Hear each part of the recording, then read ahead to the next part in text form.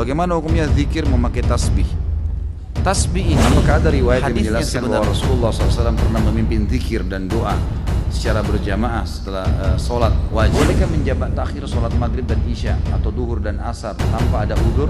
Orang akhwat memakai cadar, apakah sah sholatnya karena hidungnya tidak menyentuh bumi karena terhalang oleh cadarnya? Like and subscribe. Bagaimana hukumnya zikir memakai tasbih? Tasbih ini hadisnya sebenarnya yang membolehkan itu kembali kepada riwayat Tirmidzi yang khilaf ulama tentang kesahihannya. Umumnya ulama ada yang mendhaifkan riwayat ini. Tentang waktu Nabi SAW menuju ke masjid, kemudian menemui Ummu Salamah yang sedang berzikir sambil menghitung batu, gitu kan? Setelah itu Nabi SAW pulang dari masjid menemui Ummu Salamah masih memakai batu, subhanallah, alhamdulillah, sambil hitung dengan batu. Kata Nabi SAW, wahai Ummu Salamah, apakah kau kerjakan ini dari tadi? Dari sebelum saya pergi kamu zikir dengan cara ini? Dia bilang iya. Kata Nabi SAW, saya sudah membaca zikir yang mengalahkan jumlah pahala zikirmu dengan cara saya membaca, misal habis subhanallah baca ada khalqihi wa ridha nafsihi wa zinata arsy wa midada kalimati, sejumlah makhluknya Allah. Jadi bilang subhanallah ada khalqi, sejumlah makhluknya, wa ridha nafsi, sampai dia ridho dengan dirinya sendiri Allah SWT, wa zinata arsy, sebanyak jumlah perhiasan singgasananya, wa midada kalimati, juga sebanyak jumlah kalimat-kalimatnya. Maka itu mengalahkan. Ulama yang mendhaifkan hadis ini mengatakan ini hadis yang menyebutkan tentang adanya hitungan dengan benda, bukan dengan tangan, gitu kan? Maka mereka mendhaifkan ini, mereka melemahkan, dan dengan melemahkan hadis ini, kalau hadis lemah itu tidak terlalu lemah, bukan karena ada pendusta, dan tidak bertolak belakang dengan hadis sahih, hukumnya boleh dipakai dalam fadail amal, dalam amal-amal sunnah ya. Tapi ternyata pendapat pertama mengatakan ada hadis Nabi yang diriwayatkan Imam Bukhari berbunyi, tangan jari yang dipakai bertasbih itu akan menjadi saksi hari kiamat, menjadi saksi pada hari kiamat. Maka pendapat pertama mengatakan, maka kalau dipertemukan antara hadis ini yang sahih, tasbih berhitung dengan jari menjadi saksi hari kiamat, dan ini Ummu Salamah menggunakan batu sementara hadisnya lemah, maka didahulukan yang ini, otomatis kan gitu. Maka mereka mengatakan ini lemah tertolak dengan hadis sahih, maka itu adalah perbuatan yang bid'ah, gitu kan? Tidak dibolehkan. Pendapat kedua mengatakan tidak bentrok antara hadis pertama dengan hadis kedua, tidak bentrok, karena hadis pertama hanya menjelaskan perilaku Ummu Salamah yang menggunakan batu. Hadis kedua menyebutkan tentang lebih baiknya kalau menggunakan jari. Kalau dilihat ini tidak ada bentrok menurut pendapat ulama yang kedua. Maka lebih afdal menggunakan jari, tapi tidak disalahkan kalau menggunakan tasbih. Seperti itu. Nah ini saya sudah berikan kepada anda tentang masalah khilaf ulama. Itu dilihat kondisional. Saya bahasakan afdalnya menggunakan jari. Menggunakan jari. Ini terus kita biasakan gitu kan. Tapi kita tidak boleh 100% menyalahkan orang yang menggunakan tasbih itu, karena masih ada pendapat ulama tadi yang saya sebutkan. Apakah ada amalan sunnah membaca la ilaha illallah wahdahu la syarikalah lahul mulku wa lahul hamdu wa yuhyi wa yumitu wa huwa ala kulli syai'in qadir, dan Allahumma inni as'aluka ilman nafi'an wa rizqan tayyiban wa amalan mutaqabbala, ketika zikir setelah sholat maghrib dan subuh? Kalau ada, kita bacanya setelah apa? Mohon penjelasannya Ustaz. Setahu saya ada, dibaca 10 kali habis subuh dan habis maghrib, sebagaimana dijelaskan dalam hadis kan gitu. Kalau Allah min yas'aluka ilman nafi' rizqan thayyib amal mutaqabbal, ini saya tahunya zikir pagi sore, tidak masuk dalam zikir habis sholat, setahu saya ya. Tapi kalau la ilaha illallah wahdahu la syarika lahul mulku wal hamdu yuhyi wa yumitu wa ala kulli syai'in qadir 10 kali itu habis sholat subuh dan 10 kali habis maghrib, ini memang ada hadis sahih menjelaskan masalah itu. Apakah ada riwayat yang menjelaskan bahwa Rasulullah SAW pernah memimpin zikir dan doa secara berjamaah setelah sholat wajib? Yang saya sudah pernah sampaikan riwayat, tidak ada riwayat menjelaskan masalah itu. Yang ada adalah Nabi SAW membaca zikir, dan Ibnu Umar berkata, saya mengetahui kalau sholat sudah selesai di masjid Nabi SAW kalau saya mendengarkan suara zikir Nabi SAW dan para sahabat, dan mereka baca masing-masing. Jadi misal Nabi SAW baca ayat kursi, sahabat sana baca al-ikhlas, yang ini baca subhanallah, jadi dibiarkan oleh Nabi SAW masing-masing. Tapi Nabi SAW tidak pernah memandu baca al-fat al-kursi misalnya lalu semuanya harus ikut. Itu tidak pernah ada riwayat masalah itu. Apabila tidak, bagaimana sikap kita? Apa yang harus kita lakukan ketika di suatu masjid setelah sholat wajib imam memimpin zikir dan doa berjamaah? Jadi kita baca sendiri aja, kita baca sendiri, kita jalankan sendiri. Jadi seperti itu, Allahu a'lam. Apakah ketika membaca doa keluar rumah tidak diganggu syaitan, tapi ketika perjalanan bisa berbuat dosa juga? Bisa, maksudnya tidak diganggu oleh syaitan di sini, tidak dibuat keburukan buat dia. Tapi kalau dia mau berbuat dosa, apakah dia bisa berbuat dosa? Ini butuh rincian. Yang jelas Allah Subhanahu wa taala dengan doa itu akan menahan dia secara fitrahnya sebagai manusia. Seperti misalnya gini, kita coba berdoa kepada Allah, ya Allah, bangunkan saya malam hari. Ya itu. Bangun nggak nanti malam? Bangun. Pasti kaget. Tinggal orang itu mau sholat atau tidak. Kalau ada orang tidur lagi, berarti kan dia sendiri yang langgar itu ya. Tadi dia berdoa keluar minta agar dia selamatkan dari syaitan. Allah sudah selamatkan. Setiap dia mau buat dosa, Allah tahan. Ada halangan-halangannya. Tapi tetap kalau dia ngotot mau kerjakan, ya dia melanggar sendiri. Karena datang dari Allah SWT dalam bentuk sinyal ngingatin dia. Bolehkah menjamak takhir sholat maghrib dan isya atau duhur dan asar tanpa ada udzur? Setahu saya tidak boleh. Setahu saya pendapat yang paling kuat itu tidak boleh. Gitu kan? Kalau sesekali seseorang menjamak antara duhur sama asar, maghrib sama isya, masuk dalam hadis Nabi SAW pernah menjamak tanpa ada udzur, tanpa ada azan dan tanpa ada banjir, tanpa ada badai, tanpa musafir. Mungkin sekali dia mengerjakannya dalam hidupnya, itu mungkin. Tapi kan mayoritas waktunya Nabi SAW mengerjakannya di waktunya masing-masing, gitu kan. Umumnya yang hadis kita lihat jamak dan qasar ini dilakukan, terutama jamak itu pada saat safar. Pada saat safar, dan kita tahu semua hadis tentang fadilah mengerjakan sholat di awal waktunya, gitu kan. Jadi masing-masing di awal waktu. Di masjid ana yang sudah sunnah, jika ada kajian selepas maghrib, selepas isya, kadang sholat isya ini ditunda sampai kajian selesai dulu. Biasanya sampai 45 menit. Jadi sekitar jam 8 baru sholat. Apakah dibolehkan menunda isya?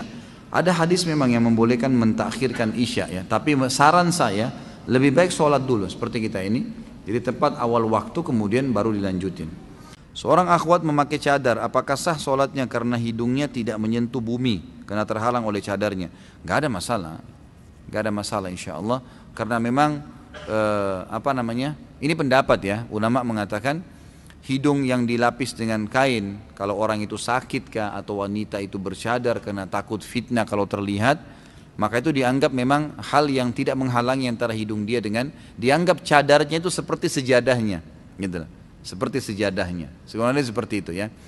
Maka itu dianggap tidak ada masalah. Ini pendapat sebagian ulama. Dan lebih baik kalau seorang muslimah sholat cadarnya dibuka, itu lebih baik. Karena memang sunnah Nabi SAW pada saat sholat wanita membuka wajah dan telapak tangannya kan gitu. Itu yang ada dalam hadis. Apakah saya boleh berzikir setiap waktu dan kapanpun tanpa ada batasan jumlah? Tentu saja kalau zikir-zikir itu tidak ditentukan jumlahnya oleh Nabi SAW, boleh saja, nggak ada masalah. Misal kata Nabi SAW, la haula wa la quwata illa billah adalah harta karunnya surga. Gak ada penentuan jumlah, gak ada penentuan waktu. Bolehkah saya baca sampai 100 kali, 200 kali? Boleh saja, gitu kan. Tapi ada kalau penentuan waktu, tempat. Misal habis sholat baca subhanallah 33, alhamdulillah, Allah akbar 33, semua 33. Maka jangan baca lebih nih habis sholat. Kena penentuan waktu, tempat, jumlah ada, gitu kan. Kalau tidak ada bebas, tidak ada masalah, gitu kan. Itu dibolehkan. Berhubungan dengan masalah istighfar, makna daripada hadis Nabi SAW, saya beristighfar setiap harinya 70-100 kali. Ini sedikit ada pendapat para ulama yang mengatakan bahwasanya yang dimaksud adalah Nabi SAW setiap kali beristighfar itu tidak berhenti sampai 70 kali atau sampai 100 kali. Berarti dalam sehari bisa beberapa kali Nabi SAW membacanya. Terbukti daripada orang yang telah bertemu dengan Imam Ahmad yang terus beristighfar, dan Imam Ahmad faham hadis. Beliau tidak menegur orang tersebut. Ya, pedagang roti yang terus pada saat mencampur telurnya, tepung terigunya, dan dia mengatakan astagfirullah, astagfirullah, astagfirullah, terus begitu. Tidak pernah berhenti. Dia berhenti kalau Imam Ahmad ajak ngomong atau Imam Ahmad dia sedang bertanya gitu. Maka Imam Ahmad tanya, berapa lama kau sudah amalkan? Dia bilang dari dulu nih saya amalin, gitu kan. Sudah lama dan jumlahnya tidak terbatas gitu. Maka ulama mengambil dari statement Imam Ahmad yang tidak menegur orang tersebut, karena beliau adalah ulama hadis, berarti makna daripada Nabi SAW membaca 70-100 kali adalah setiap kali ada kesempatan beliau tidak berhenti sampai 70 dan 100 kali. Selebihnya setelah itu ada kesempatan lagi baca lagi 70-100 kali. Maka dari sini istighfar dibolehkan baca berapa kali pun jumlahnya. Mohon dijelaskan bagaimana hukumnya apabila sholat di rumah kemudian di masjid sudah iqamah. Apakah kita masih bisa menjalankan sholat qobliyah? Batalin, nggak boleh. Hadis sahih berbunyi, Kata Nabi SAW, tidak ada lagi sholat sunnah dengan iqamah sholat wajib. Hadis sahih, nggak boleh. Jadi biar lagi di masjid kita lagi sholat, baru 1 rakaat sudah iqamah, batal. Tapi kita sudah dapat pahalanya, diberhentiin aja tiba-tiba, memang begitu. Ada seseorang menyarankan baca doa nurun nubuwat agar tersembuh dari penyakit yang saya tanyakan, apakah doa tersebut sesuai dengan tuntunan Rasulullah SAW? Saya tidak pernah tahu nih, nurun nubuwat ini seperti apa. Dan saya selama saya belajar ya, saya tidak tahu, Allahu alam. Sebatas ilmu saya tidak pernah saya temukan ada judul doa seperti ini yang Nabi SAW berikan. Jadi yang saya tahu tidak pernah ada ya, Allahu alam, yang saya tahu begitu. Tapi kalau memang Anda lihat wirid yang ada di dalamnya adalah zikir-zikir ruqyah yang buku kemarin saya bawain tuh, kalau sama berarti zikir ruqyah berarti bisa saja di zikir ruqyah, sebab saya tidak tahu isinya. Kalau isinya selain zikir-zikir ruqyah yang ada sunnah-sunnah Nabi SAW berarti itu nggak benar, itu dibuat-buat. Kapan saat wanita melakukan sholat duhur di hari Jumat? Afdolnya apakah setelah azan atau habis sholat Jumat? Tentu setelah azan. Ulama sepakat mengatakan tidak harus menunggu selesai khutbah. Boleh setelah azan duhur perempuan sudah boleh sholat, azan Jumat perempuan sudah boleh sholat duhur. Jika di lingkungan rumah kita ada 3 masjid atau lebih dan ada 1 masjid yang sudah sunnah dengan komunitasnya orang-orang yang sudah mengenal sunnah, maka saya lebih condong berjamaah di masjid tersebut dengan alasan lebih khusyuk, rapi safnya. Jadi pahalanya lebih banyak karena safnya sempurna. Lalu saya dibilang keluarga ekstrim, seolah-olah saya punya aliran sendiri karena tidak mau berjamaah di masjid lainnya. Apakah saya salah jika memilih masjid yang sunnah itu? Tentu saja tidak. Nggak usah peduli dengan perkataan orang. Kita kalau peduli perkataan orang nanti jadi kacau semua. Selama itu benar jalanin, nggak usah ragu dan nggak usah peduli dengan orang. Karena kalau kita peduli dengan orang, sementara kita dahulukan perkataan orang dari kebenaran, kita akan kacau semuanya. Berapa banyak rumah tangga kacau gara-gara perkataan orang ketiga, gitu kan? Harus punya prinsip. Saya pernah ajarkan, kalau kita diajak sama teman-teman makan di satu restoran, ada makan nasi goreng, kemudian kita begitu buka menu ada mie goreng dan hati kita pengen mie goreng, makan mie goreng. Walaupun teman-teman suruh nasi goreng, enggak, saya mau mie goreng aja. Nanti saya incipin punya kamu, enggak apa-apa, gitu kan? Mesti punya prinsip. Nanti supaya kita ikut. Kalau enggak, suami kamu tuh begitu ya, langsung ribut sama suaminya. Istri kamu tuh begitu ya, kamu tuh tetangga bilangin begini, tadi si fulan bilang begini, terpengaruh. Untuk apa? Saya bilang sama istri saya, ingat, rumah tangga ini saya, kamu dan anak-anak. Saya pemimpinnya, kamu wakil saya. Instruksi dari saya. Orang lain manapun mau masuk sini menyampaikan sesuatu harus saya yang ambil keputusan. Jadi nggak boleh sembarangan. Jadi rumah tangga kita punya benteng-benteng. Kalau enggak jadi kacau semua nih. Apakah sah sholatnya jika sesudah mandi tidak berwudu? Karena ada yang bilang mandi itu dihitung bersuci, dan apakah ada hadisnya tentang hal tersebut? Ini ada ijtihad ya, upaya sebagian ulama dalam fikih mengatakan kalau seseorang itu mandi dan pada saat mandi dia memang menjama seluruh anggota wudunya dan dia niatkan sekalian wudu, maka sudah tidak perlu berwudu lagi. Ini pendapat. Tapi sebagian lagi, dan Allahu alam, saya pribadi, saya bicara selalu pribadi di majelis saya pribadi lebih cenderung dengan wudu lagi. Saya pribadi, karena memang ini ijtihad, tidak mengikuti dalil, tidak ada dalil khusus masalah itu. Justru yang kita tidak pernah temukan dalil bahwasanya Nabi SAW menggabungkan antara mandi sama wudu. Artinya setelah mandi nggak wudu lagi. Seperti contoh misalnya kasus mandi junub. Mandi junub itu kan mandi ya, tapi ada wudunya tuh. Ada wudu dalam mandi itu, gitu kan? Dan ulama hadis sepakat mengatakan lebih afdal seseorang, walaupun tadi kan mandi junub cuci telapak tangan 3 kali, cuci wajah 3 kali, mencuci kemaluan 3 sampai bersih, wudu seperti wudu sholat, lalu kemudian mengambil air dengan jari-jari lalu menjama bagian sisi kanan kepala sampai terasa di kulit kepala, lalu menyiram sisi kanan tubuh, lalu kemudian menyiram seluruh tubuh, gitu kan?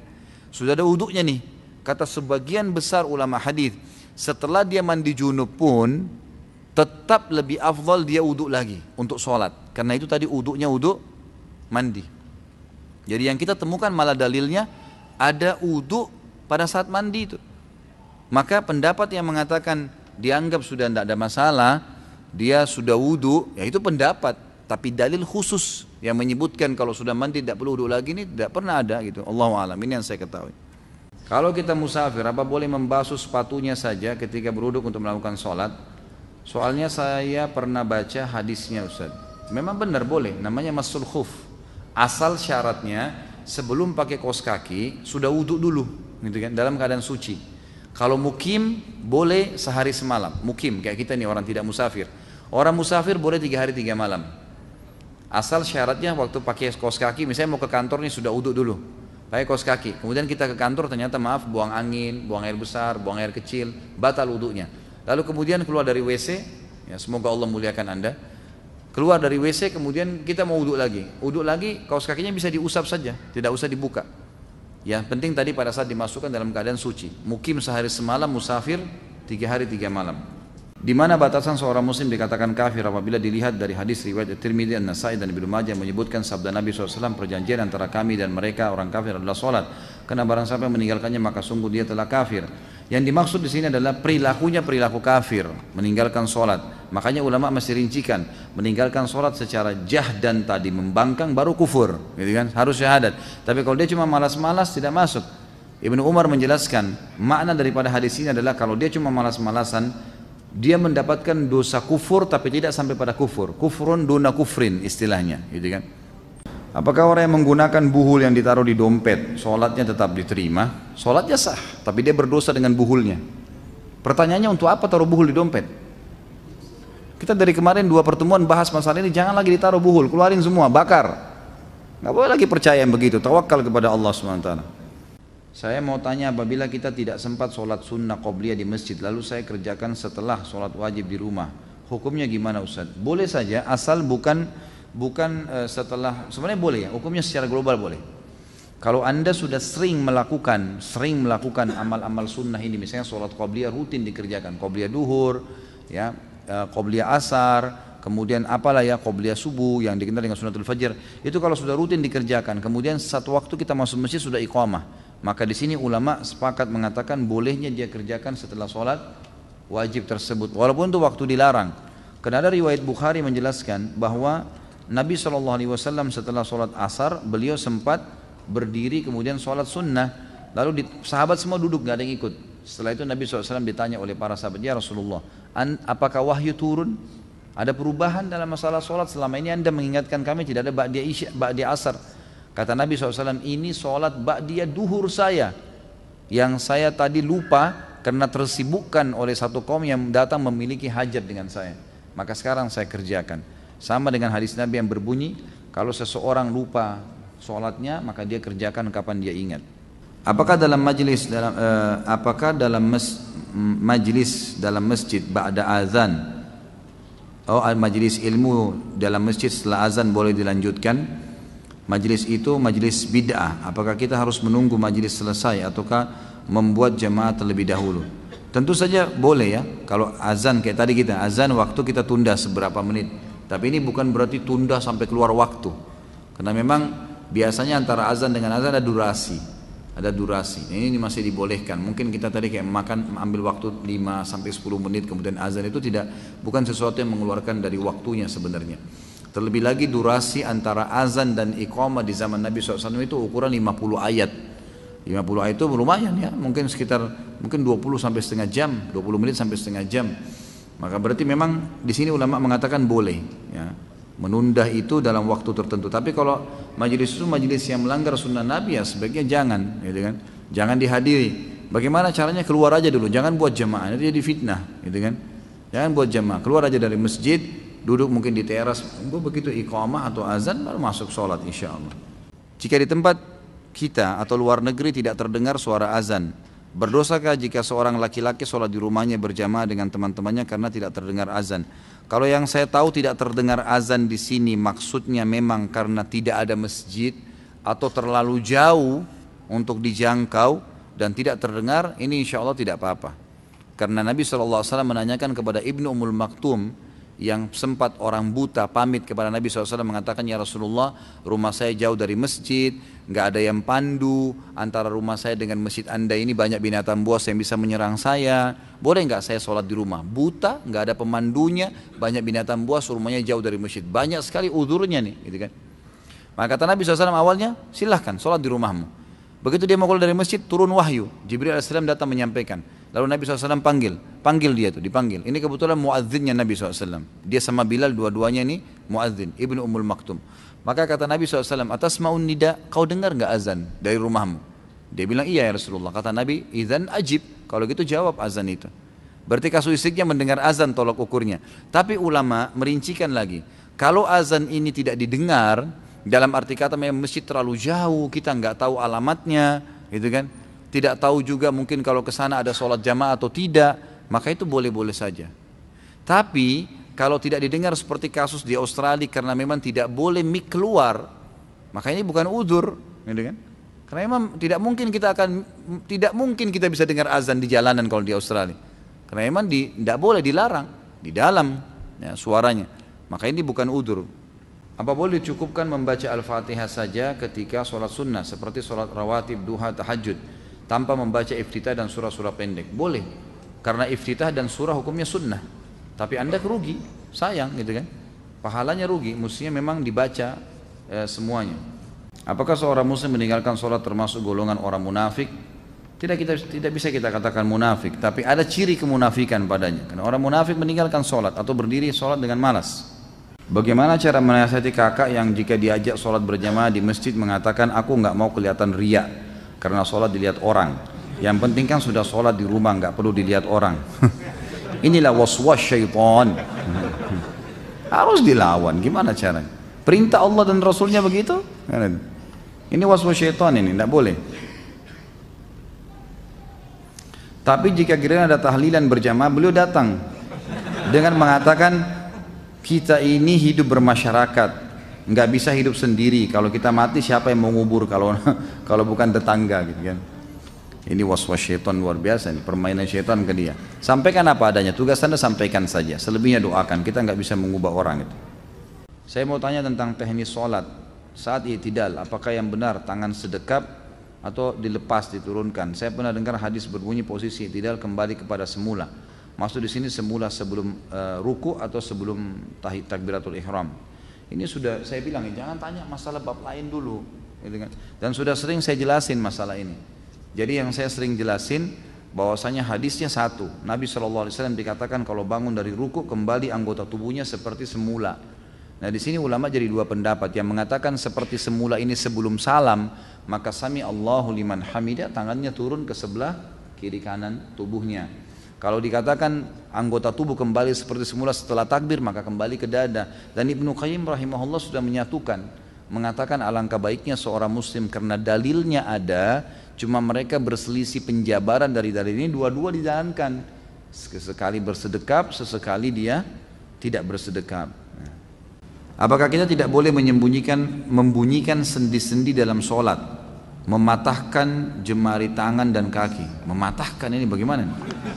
Hah? Membunyikan, jadi bukan mematahkan kali ya. Ini bahasanya luar biasa. Jadi setahu saya Allah alam ini sebagian besar ulama memakruhkan, jadi bukan tidak boleh. Karena ada gerakan-gerakan yang dibolehkan dalam sholat kalau sifatnya darurat. Kalau darurat itu tidak ada masalah, tapi sebaiknya dihindari. Ini juga secara medis kurang sehat ya. Karena biasanya jadi renggang jari-jari itu, maka lebih baik dijauhi.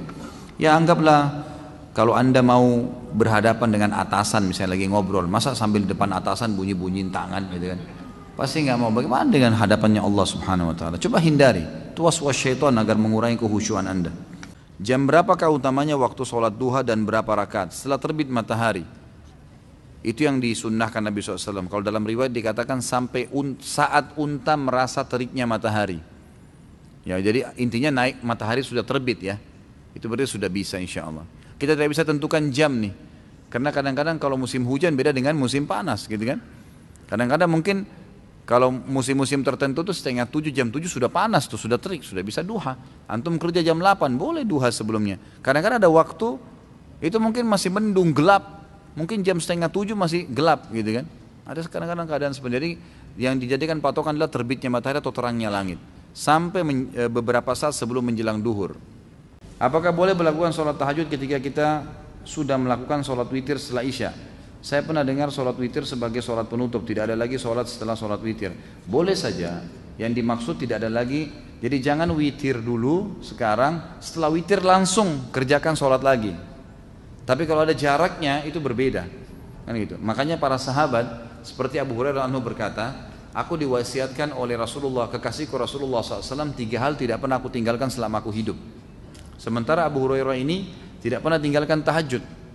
Beliau mengatakan di malam hari ya, beliau mengatakan saya diwasiatkan kekasihku 3 hal tidak pernah saya tinggalkan selama saya hidup. 2 rakaat sholat duha, dan saya berpuasa 3 hari setiap bulan, ayyamul bid, dan saya tidak pernah tidur kecuali saya sudah witir.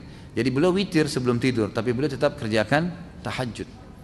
Pernah juga Nabi SAW dalam hadis Bukhari bertanya kepada Abu Bakar dan Umar, wahai Abu Bakar, kapan kamu witir? Sementara Abu Bakar ini tiap malam sholat tahajud. Kata Abu Bakar, selepas Isya ya Rasulullah, sebelum tidur. Ditanya Umar, wahai Umar, kapan kau witir? Kata Umar, di akhir malam ya Rasulullah. Kata Nabi SAW ditunjuk Abu Bakar, orang ini mengambil agamanya dengan hati-hati.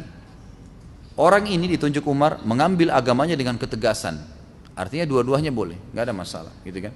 Jadi setelah witir pun habis Isya boleh tahajud. Setelah sholat hajat, petunjuk dari Allah itu berupa apa? Nggak ada sholat hajat ini. Yang ada sholat istikharah. Sholat hajat setahu saya tidak ada, hadisnya lemah sekali, bahkan ada hadis yang palsu, gitu kan? Jadi yang ada adalah sholat istikharah. Istikharah sama sebenarnya ya. Kita meminta petunjuk dari Allah SWT. Itu ada hadis sahihnya. Saya orang yang terkena penyakit waswas, sekarang 3 kali takbir saya ulang. Jika sudah lebih dari 3 kali, apakah saya sudah batal dan harus wudu lagi? Tidak batal tentunya ya, dan tidak usah diulang. Dan saya sarankan jangan waswas. Allahu Akbar, selesai. Waswas syaitan datang, kamu kurang, tidak usah tepis aja.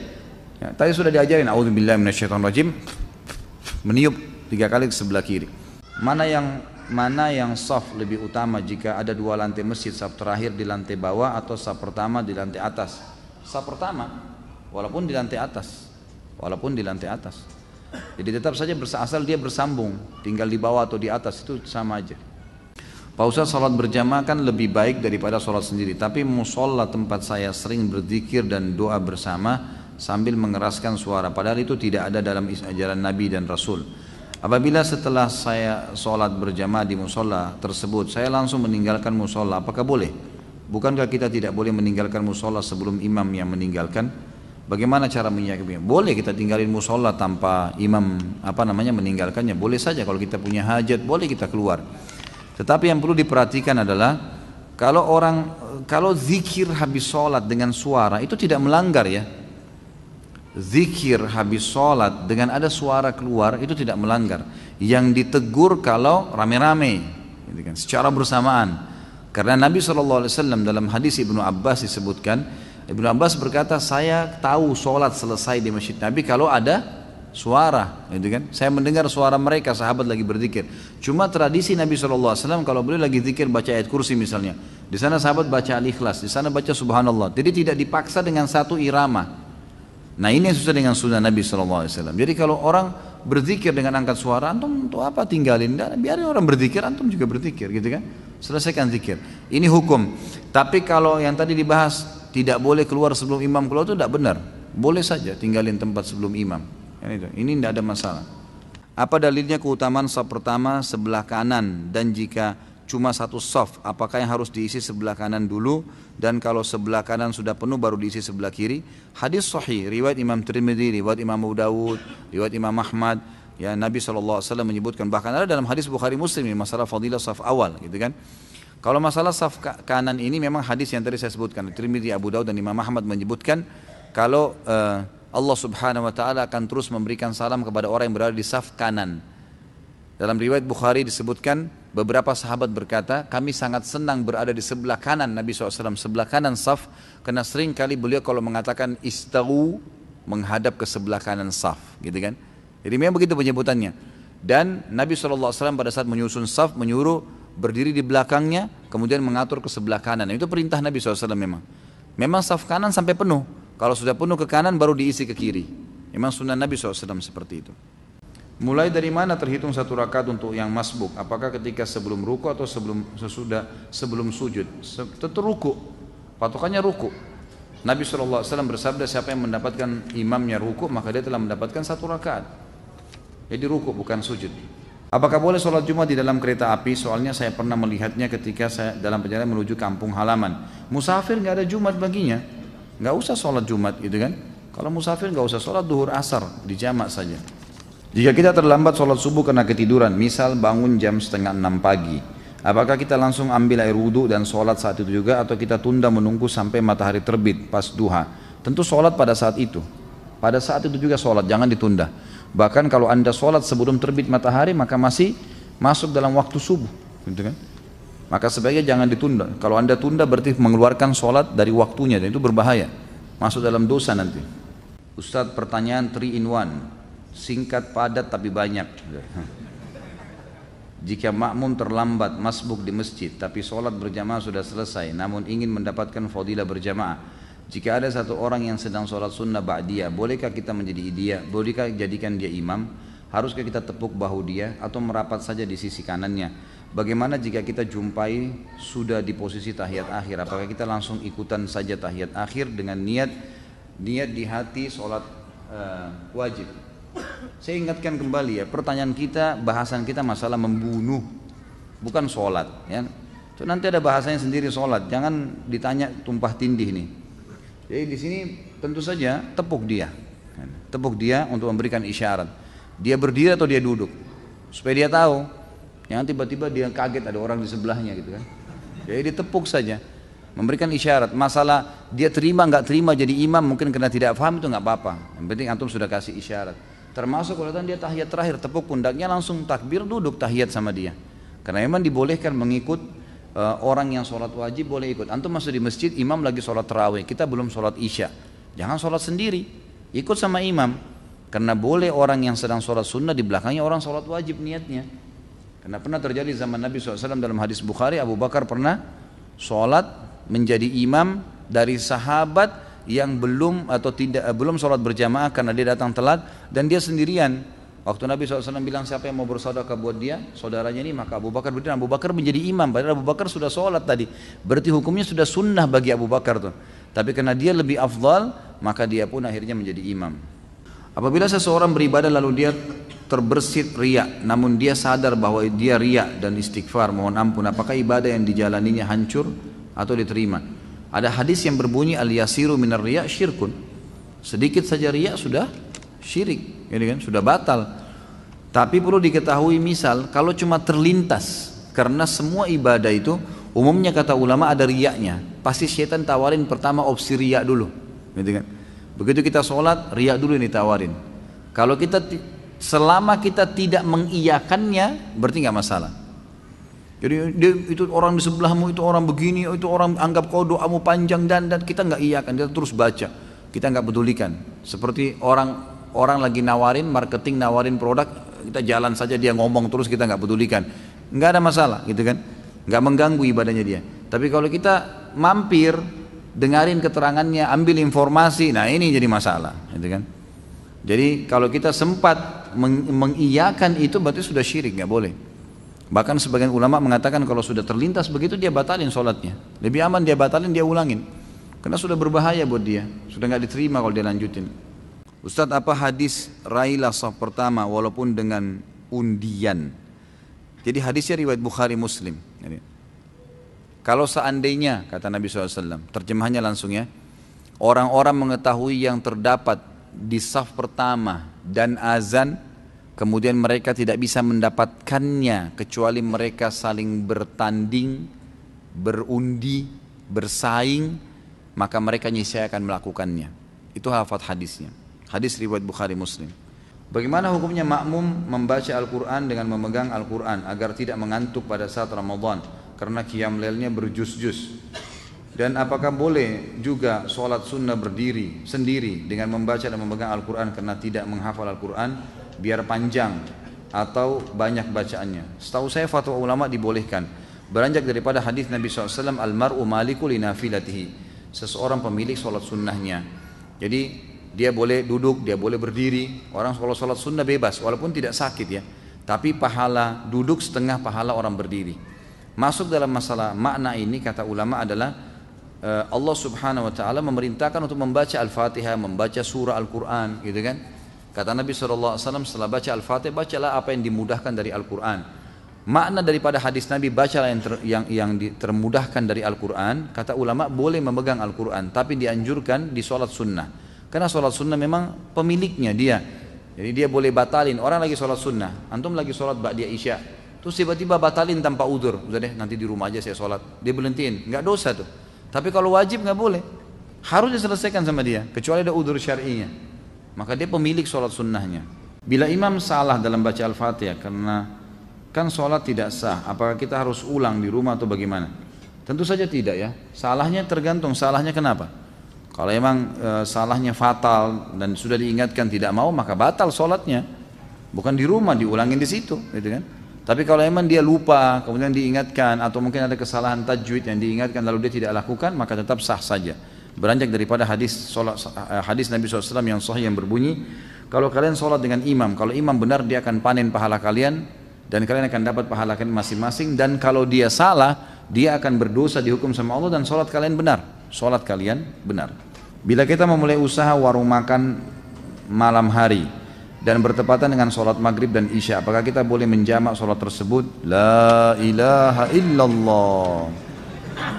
Menjamak sholat gara-gara dagang tidak boleh.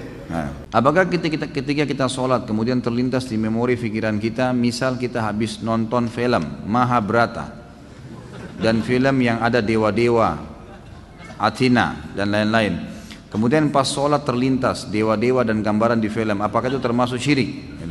Pertama, jangan nonton. Tadi saya bicara tuh jangan, saya bilang anak kecil aja tidak boleh nonton, apalagi orang sudah besar. Ngapain mau ditipu dengan cerita kosong? Itu bohong, dusta. Dusta semua itu, jangan dinonton. Akhirnya kan lihat efeknya apa yang syaitan lakukan, dimunculkan dewa-dewa itu. Jadi nggak ingat Allah SWT. Itu bukan syirik tapi dosa. Kalau syirik, kalau anda bilang oh ini Tuhan saya, pas muncul gambarnya dia, anda bilang ini Tuhan saya, nah itu baru syirik, itu nggak boleh, gitu kan?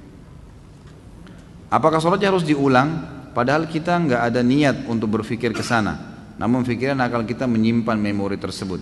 Ya tentu saja tidak diulang, nah, kecuali kalau memang kita sudah sampai hal-hal yang membatalkan sholat, seperti misal syirik gitu ya, menganggapnya oh ini berarti ini Tuhan saya nih, kita iakan terbawa dalam pikiran, itu baru. Karena tidak boleh mengulangi sholat tanpa ada udzur syar'i. Udzur syar'i itu batal wudunya, belum masuk waktu baru ketahuan, salah menghadap kiblat, nah itu mungkin. Bacaan dalam sholat, Quran dan doa dalam kurung ya, apakah dibaca dalam hati sudah cukup pada saat sholat sendiri atau harus terdengar walaupun pelan? Saya sudah pernah jelaskan ini. Jadi hindari bacaan dalam hati, keluarkan dengan lisan kita walaupun cuma kita yang dengar. Karena sholat cuma dibagi dua, jahar atau sir. Jahar itu ngerasin suara terdengar oleh orang-orang lain, dan sir itu mengecilin suara sebatas dia dengar sendiri. Jadi bukan menghilangkan suara. Antum kalau hilangkan suara itu sudah hilang, itu mengkhayal nanti. Nggak ada suara sama sekali, itu akan mengkhayal. Tambah lagi tutup mata tidur. Gitu kan. Jadi jangan antum bilang oh kalau tutup mata lebih khusyuk, ini nggak benar. Karena Nabi SAW mengatakan Allah dan malaikatnya terus memberikan salam kepada orang yang berada di saf awal, riwayatnya mengatakan yang matanya tetap tertuju ke tempat sujudnya, gitu kan. Jadi kita disuruh buka mata, disuruh kerasin suara sebatas kita yang dengar saja. Alhamdulillahirrabbilalamin arrahmanirrahim. Karena ucapan mulut yang bersuara ini memperdengarkan kuping, membuat dua anggota tubuh ini connect ya, sehingga lebih konsen, ya, lebih konsen. Ditambah mata yang terbuka melihat tempat sujud, itu akan membuat orang lebih khusyuk. Ini pendapat ulama. Pada saat makmum masbuk, makmum belum selesai membaca Al-Fatihah, lalu imam ruku'. Apakah sah sholat makmum karena Al-Fatihah dibaca tidak selesai? Kalau dia sholatnya jahar, ngerasin suara, kan gitu. Seperti misalnya maghrib 2 rakaat pertama, isya 2 rakaat pertama, subuh kedua rakaatnya, maka tidak masalah dengan tidak baca Al-Fatihah. Itu pendapat jumhur ulama. Tapi kalau sholat sir harus dia baca Al-Fatihah, usahakan. Masalah dia tidak sempat baca sampai habis, maka ini ulama rincikan lagi. Kalau dia datang telat memang, dia Allahu Akbar, imamnya langsung ruku, ya sudah. Ya, dalam pendapat Imam Ahmad boleh, dia langsung ruku juga. Imam Syafi'i mengatakan tidak, tetap dia harus baca Al-Fatihah, walaupun dia ketinggalan tapi maksimal 3 gerakan imam. Misal ruku, itu 1, i'tidal 2, sujud pertama 3. Usahakan selesai Al-Fatihah sebelum imam duduk di antara 2 sujud. Itu pendapat Imam Syafi'i rahimahullah. Langsung dia ikut ruku, dia sami Allah dan dikejar imamnya. Nah, itu pendapat Allahu a'lam ya. Bolehkah berimam pada orang yang masbuk? Boleh, asal anda beda imam ya. Jadi misal gini, ada dua orang masuk masbuk nih, orang lagi berjamaah, sama-sama masbuk 1 rakaat. Kita satu imam nih, begitu salam imam kan masing-masing nambah rakaat yang masbuk ya, yang kehilangan 1 rakaat. Ini nggak boleh lagi jadi makmum satu sama yang lain. Karena ada orang begitu tuh, karena sudah satu imam. Yang boleh kalau beda imam.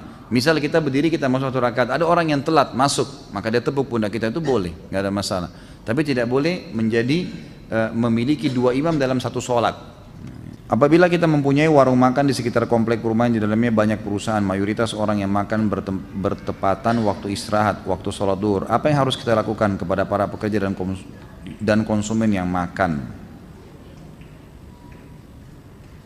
Apakah kita menunda terlebih dahulu waktu sholat sampai waktu istirahat selesai? Tentu tidak lah, gitu kan. Sholat aja, gitu kan, sholat. Kalau anda suami istri, anda boleh suruh istri anda, istri nggak ada masalah, mereka boleh sholat di situ kan. Tapi kalau anda sendiri jangan tinggalkan masjid, jangan tinggalkan sholat.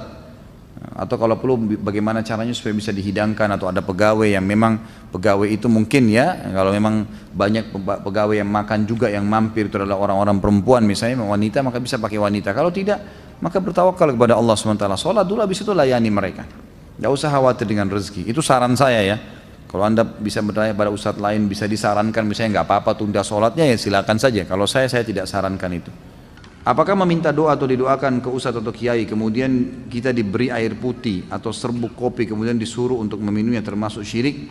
Sebenarnya tergantung ya, karena meniup sesuatu ke air untuk diminum itu, kalau fungsinya untuk ruqyah itu boleh.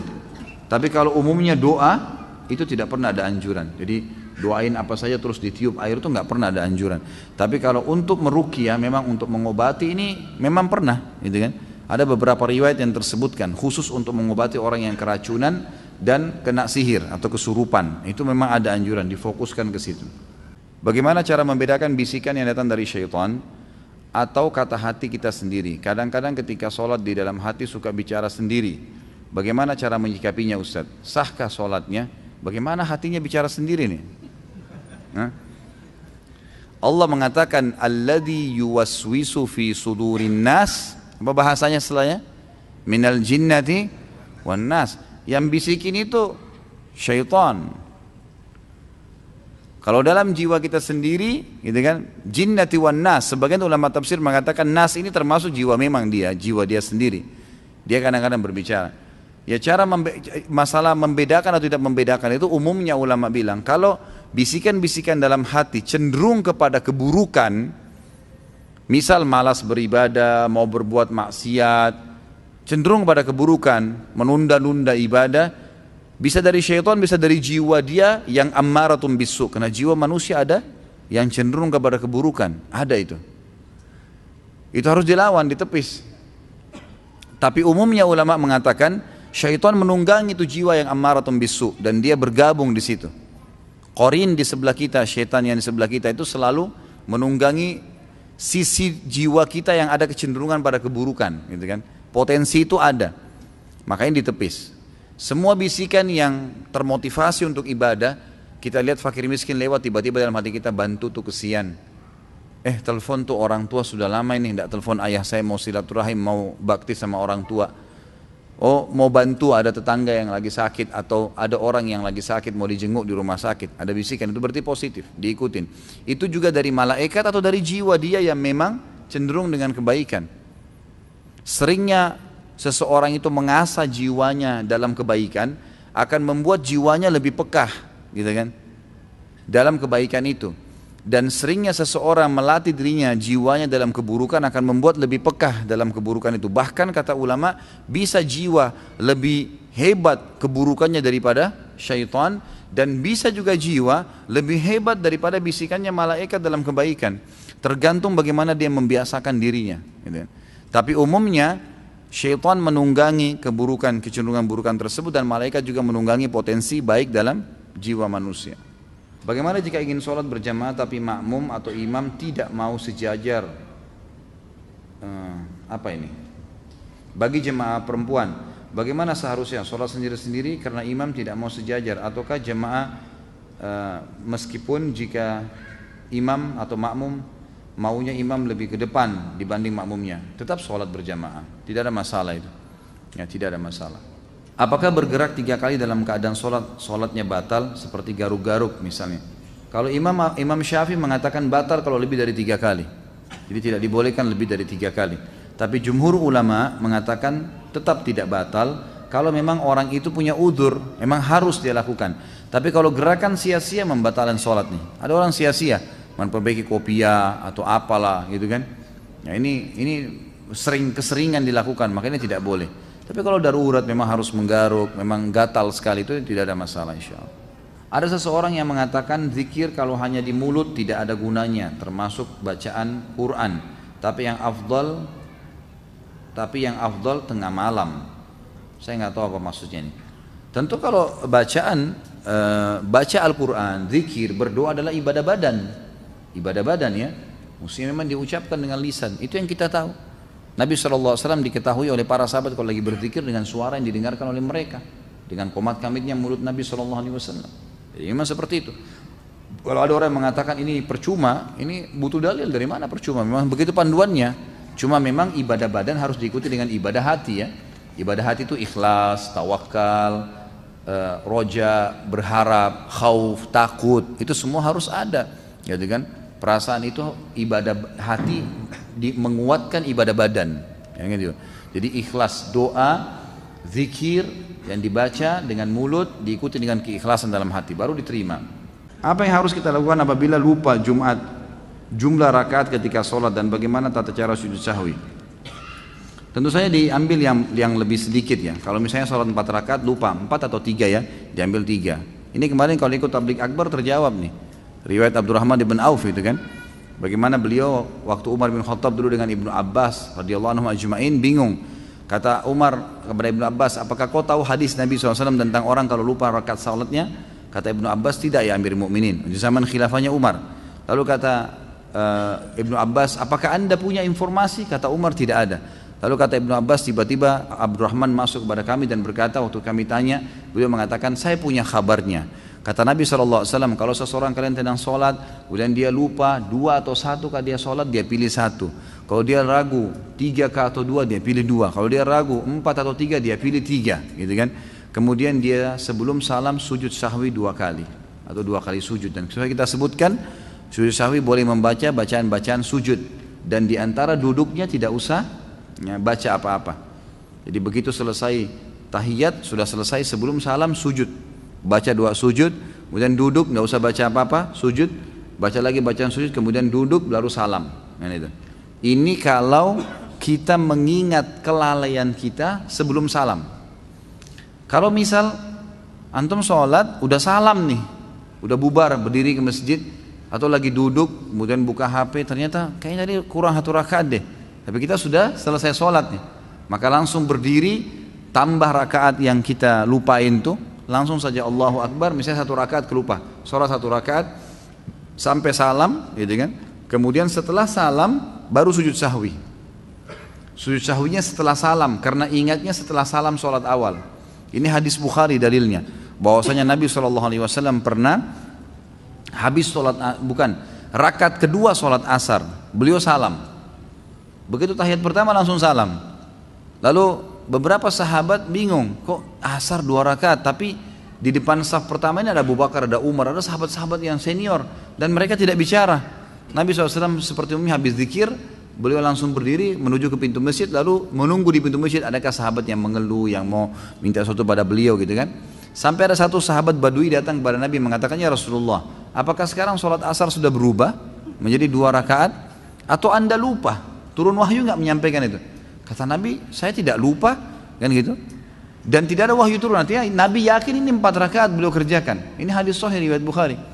Lalu kata Nabi SAW dalam riwayat lain dikatakan memegang tangannya orang ini lalu berkata masuk ke masjid, kebetulan sahabat belum bubar. Apa benar yang orang ini bilang? Benar nggak saya tadi cuma 2 rakaat? Kata sahabat, benar ya Rasulullah. Langsung dalam riwayat ini Nabi SAW hadap kiblat, bertakbir, semua sahabat ikut, menyempurnakan 2 rakaat sampai salam, setelah salam baru sujud sahwi. Berarti memang kalau ingat setelah itu sujud sahwinya setelah salam. Mana yang lebih afdal ketika masbuk mendapati sudah duduk tahiyat akhir, mengikutinya atau buat jamaah baru? jika ada. Karena saya pernah dengar dari Ustaz apabila tidak ruku, tidak dihitung rakaat. Ya tentu saja tetap ikut. Afdalnya tetap ikut. Walaupun beberapa saat sebelum salam.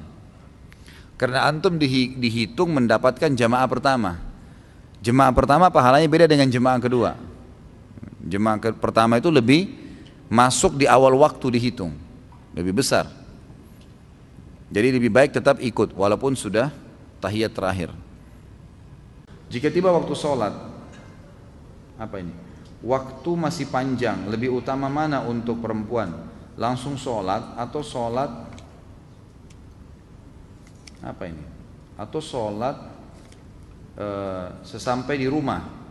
Jika waktu sholat berada di stasiun dan ada tempat sholatnya, lebih baik awal waktu, tetap lebih awal waktu. Jangan ditunda ke rumah, kita tidak tahu, ya, tidak tahu ajal, tidak tahu kejadian. Selama aman, sholat dulu di situ. Dikarenakan saat ini waktu subuh 4.15, apakah boleh kita ketika kita terlambat bangun, misal jam 5, kita melakukan sholat sunnah 2 rakaat sebelum subuh? Tentu tidak boleh. Kalau sudah iqamah, subuh nggak boleh lagi. Anda kerjakan nanti setelah terbit matahari. Apa pahalanya kalau kita mengislamkan seseorang? Wah, ini tidak sesuai dengan tema. Dapat pahala lah tentunya, ya, selama dia berbuat kebaikan, selama dia mempelajari agama, insya Allah Anda dapat pahalanya.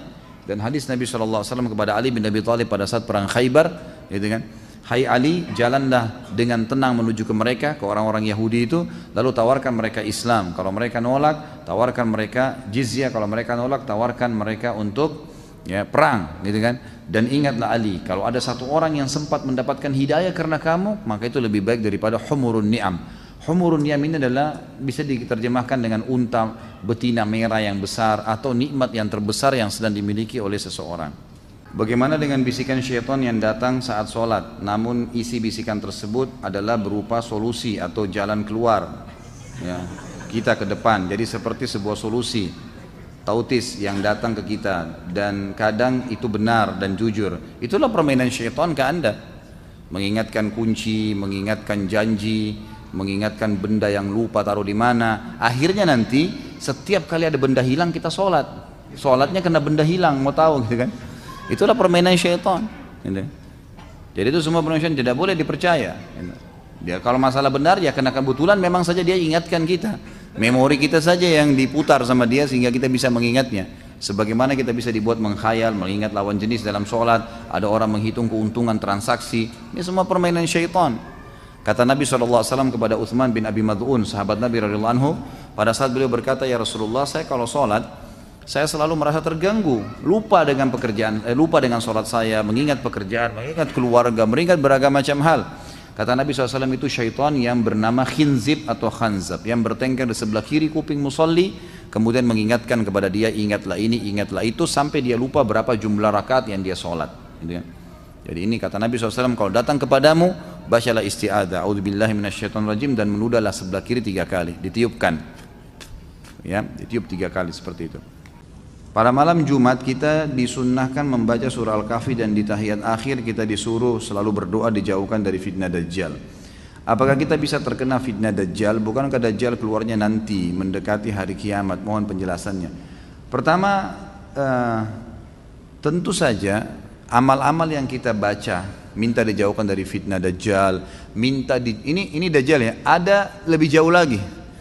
Sebelumnya ya, minta dijauhkan dari fitnah kubur, fitnah neraka jahanam.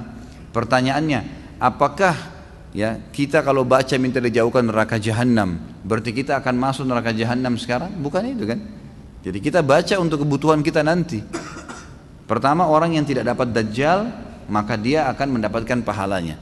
Tapi kalau orang yang, ini kan hukum syar'i ya, ini akan berlaku sampai Dajjal keluar nanti, itu kan akan dibaca ini.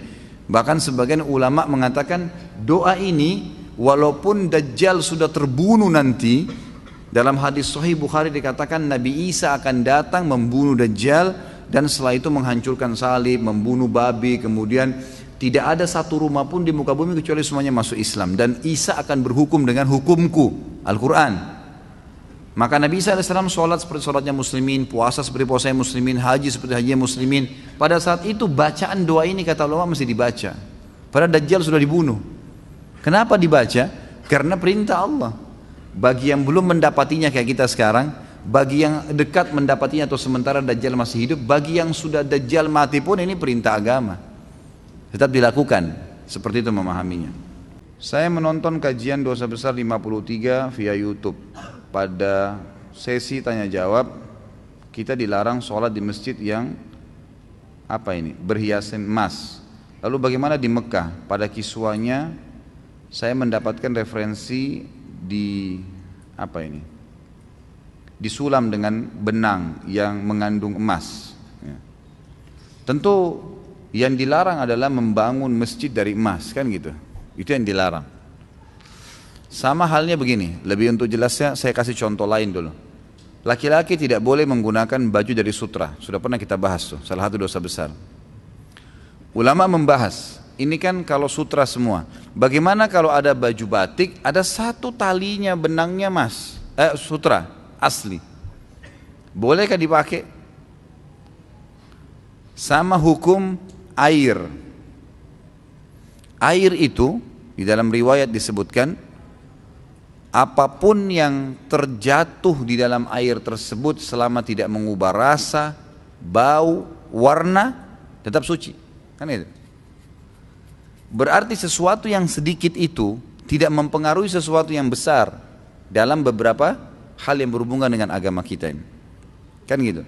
Jadi kalau seandainya memang ada orang cat menggunakan campuran dengan emas di masjidnya, ini pendapat ulama mengatakan tidak masuk dalam umumnya larangan tadi, kecuali memang dia buat semuanya emas, itu lain. Yang saya tidak tahu ya, kalau antum memang sudah dapatkan referensi memang digunakan dengan sulam emas, itu saya nggak tahu. Tapi yang saya tahu selama ini memang digunakan istilah emas, gitu kan? Kincir airnya, Ka'bah itu emas, pintunya itu emas dan seterusnya. Tapi saya terus terang pribadi belum pernah mengetahui apa itu benar emas murni semua atau enggak, gitu kan? Saya tidak tahu. Dan yang saya tahu memang ada larangan yang menyebutkan tentang tidak bolehnya kalau semuanya emas, gitu kan? Dalam arti kata di sini berlebih-lebihan. Tanda-tanda hari kiamat adalah umat Islam ini banyak yang membangun masjidnya dengan berlebih-lebihan. Jika tiba waktu sholat, tempat wudhu tidak ada hijab. Apakah perempuan boleh wudhu di kamar mandi tapi ada WC-nya, atau tetap di luar? Sama saja, asal bukan di klosetnya. Saya sarankan kalau ibu-ibu atau akhwat kita lagi di mall, jangan duduk di tempat umum yang bisa terbuka jilbab, gitu kan? Masuk di kamar mandi, bicara sama bagian cleaning service-nya, pembersihnya, maaf saya mau wudhu di sini, nanti saya bersihin sebentar. Udah wudhu aja di situ.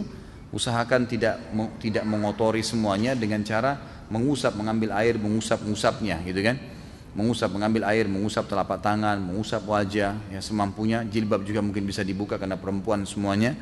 Maka itu baik, gitu kan? Kalau darurat tidak ada juga sama sekali kamar mandi, walaupun pasti ada ya. Maka biasanya itu kelebihannya kalau akhwat yang pakai jilbab besar, dia bisa menarik jilbabnya ke depan sehingga tertutup bagian wajah, kemudian dia beruduk semampunya. Ya, kemudian dia pada saat mengusap wajah, mengusap siku semua tertutup dengan jilbab besarnya. Kemudian dia selesaikan itu, lalu kakinya dipakai kaos kaki yang diusap. Ya, Allahu a'lam, itu yang saya tahu. Karena ana ada udur, di mana kalau jari kaki bersenggolan dengan benda-benda, dalam hal ini jari kaki saudara di sebelah, merasa risih sebab ana pernah ada riwayat operasi penyakit saraf tulang belakang sehingga jari-jari kaki menjadi sensitif. Dan apakah termasuk isbal jika ana menggunakan kaos kaki ketika sholat berjamaah? Karena dengan menggunakan kaos kaki ana merasa lebih nyaman dari gesekan karpet, dari bersentuhan dengan jari orang lain. Ana jadi khawatir terhadap ikhwan kita yang seolah-olah terus ingin mengejar jari kaki saya atau jari kaki saudara di sebelahnya, karena ditakutkan malah akan menjadikan sholatnya menjadi tidak khusyuk. Ya. Baik. Tentu saja kalau anda punya udzur syar'i, ya lakukan pakai kaos kaki, dan itu bukan isbal. Isbal itu adalah pakaian dari atas ke bawah, mengulurkan pakaian dari atas ke bawah. Kalau dari bawah ke atas enggak, kaos kaki maksudnya itu tidak. Tapi kalau kita memang dari atas kita pakai ya, atau kita pakai kemudian dia terulur seperti celana, baju, itu semua baru masuk. Hadis Nabi SAW yang berbunyi isbal itu di imamah, ya, di pakaian, ya, celana, itu masuk dalam isbal gitu. Adakah doa yang dapat ditujukan kepada seseorang untuk dia membayar hutangnya pada kita? Setahu saya tidak tahu ya, ada riwayat khusus masalah ini. Yang ada riwayat itu kalau kita terlilit utang, gitu kan? Karena Ibnu Abbas mengatakan, kalau engkau membaca dalam riwayat sahih, kalau engkau membaca Allahumma kfini Allahumma kfini bihalalika an haramik waqdin bi fadlika amman siwak. Allahumma kfini bihalalika an haramik, ya Allah cukupkanlah aku menikmati yang halalmu dan jauhkan aku dari yang haram. Waqdini bifadlika amman siwak, dan lepaskan saya dari ketergantungan kepada selainmu, maka akan dibayarkan utangmu oleh Allah walaupun memenuhi langit. Kata Ibnu Abbas radhiyallahu anhu. Ini harus diamalkan, dan ingat kalau berdoa ikutkan dengan hadis Nabi yang lain riwayat Bukhari, ud'ullaha mukinuna bil ijabah. Berdoa sama Allah diikuti dengan keyakinan penuh Allah akan ijabah. Fa innallaha la yaqbalu ad-du'a min qalbil ghafil. Allah tidak akan pernah terima doa dari hati yang lalai. Doa ya Allah diterima enggak ya? Ragu. Atau sambil berdoa sambil ingat makanan, ingat pasangan, ingat ini, enggak bisa. Harus dengan yakin, gitu kan. Jadi kalau doa untuk buat orang lain bayar, Allah alam, yang saya tahu berdoa kepada Allah bisa, itu bukan mustahil. Pernah terjadi dalam sebuah riwayat yang sahih, Umar bin Khattab pada saat mengirim pasukan di perang Qadisiyah, menembus ya benteng-benteng Persia. Nah, pada saat itu pasukan muslimin yang masuk dari 12.000 orang pasukan ini, itu kan kalau pasukan jihad masuk dan menang, berarti lokasi yang ditembus itu menjadi harta rampasan perang. Jadi miliknya mereka, miliknya mujahid. Jumlah mereka kecil, wilayah Persia besar, gitu kan. Ini kalau dibagi ini luar biasa gitu. Maka waktu itu mereka sudah mau bagi, tapi sebelumnya minta saran Umar bin Khattab. Umar berpikir untuk apa, mujahid ini nggak butuh sebanyak ini. Maka Umar bin Khattab juga berpikir mereka mu'allaf, baru masuk Islam, baru mengenal Islam, lebih baik ganimah ini harta rampasan perang dibagi aja, tetap pemiliknya tapi dikasih setengah kepada para mujahid. Waktu itu Bilal radhiyallahu anhu sahabat Nabi yang lain menolak. Waktu Umar bin Khattab kasih keputusan, kata Bilal, ya Amir Mukminin, jelas hukum agama kita, gitu kan? Ini dibagi untuk mujahidin. Maka Umar bin Khattab mengatakan, wahai Bilal, pikirkanlah, kalau kau mendapatkan sekian bagian dari Persia, kau mau apain tuh harta? Banyak sekali, gitu kan? Dan mereka itu orang-orang yang baru masuk Islam. Lebih baik kamu berbagi dengan dia sambil kamu ajarkan Islam. Ini pendapat Umar. Tapi Bilal tetap ngotot, nggak mau. Kata Umar, saya pun meminta tolong kepada Allah agar melunakkan hati Bilal melalui doa malam saya. Maka Umar bin Khattab sujud berdoa kepada Allah di salat malam. Ya Allah, lunakkanlah hati Bilal. Ya Allah, lunakkan, terus begitu. Kata Umar radhiyallahu anhu, pas tiba habis sholat subuh, Bilal datang kepada saya mengatakan, saya ridho kepada hukummu hai Amir Mukminin. Gitu kan? Jadi bukan mustahil berdoa, doakan. Ya Allah, lunakkan hatinya supaya dia bisa membayar utangnya, gitu kan? Sambil tentu kita muhasabah teman-teman sekalian. Jadi kadang-kadang kita juga ini terlalu banyak, terlalu pintar menyalahkan orang, tidak bermuhasabah. Apa yang terjadi, sesuatu yang terjadi pada kita, yang paling pertama hisab diri kita dulu. Ada masalah apa saya ini? Jangan sampai orang ini gunjing karena saya pernah gunjing orang. Jangan sampai utang ini mungkin saya pernah utang sama orang, saya nggak bayar. Jadi kita muhasabah dulu. Kalau kita sudah tidak temukan variabel kesalahan kita, nah baru gitu. Baru kita mungkin ini cobaan murni, bukan karena kesalahan saya. Tapi kalau kita memang dasarnya ada kesalahan dulu, mintalah kepada Allah mudah-mudahan jadi pengampunan dosa gitu. Pak Ustadz, bagaimana hukumnya berwudu di kamar mandi yang ada WC-nya? Saya sudah beritahu keluarga saya jika berwudu jangan di kamar mandi, tapi tetap saja berwudu di kamar mandi karena dekat dan malas karena agak jauh sedikit jika tidak di kamar mandi. Tidak ada masalah, saya sudah pernah jelaskan. Yang tidak boleh zikrullah di atas klosetnya, ya. Tempat buang air besar begitu. Kalau wastafel di sebelahnya, shower kita lagi mandi, nggak ada masalah, boleh. Dan saya sudah pernah jelaskan kan, sampai ulama fikih membahas sahkah sholat orang sholat di kamar mandi. Maka umumnya mengatakan di kamar mandinya ya. Kalau ini tidak ada yang sholat, tapi kalau ada orang sholat, ulama fikih mendatangkan sebuah hukum di tempat kamar mandi, bukan di klosetnya, bukan di WC-nya, maka sah sholatnya, tapi dimakruhkan buat dia. Karena di tempat kamar mandi masih boleh menyebut nama Allah. Kalau di WC yang tidak boleh, gitu kan? Kalau digabung pun berarti klosetnya yang tidak boleh. Saya pernah kebetulan kedatangan Syekh dari Madinah, beliau salah satu pengajar di Masjid Nabawi, guru saya Dr. Saleh Suhaimi, semoga Allah menjaga beliau. Beliau matanya buta, gitu kan? Dan menikah dengan orang Indonesia kebetulan.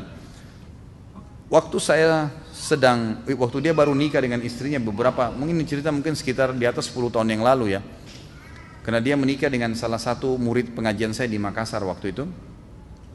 Maka baru menikah, istrinya datang dari Makassar ke Jakarta, kemudian beliau jemput, ingin berangkat ke Saudi sama-sama, dan sekarang Masya Allah tinggal di Saudi.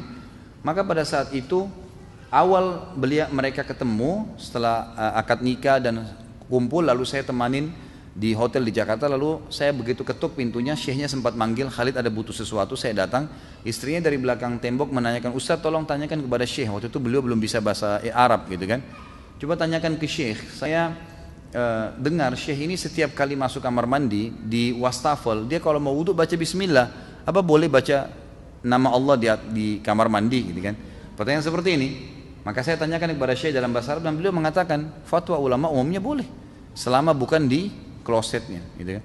Bahkan sementara orang lagi mandi shower boleh menjawab salam gitu kan.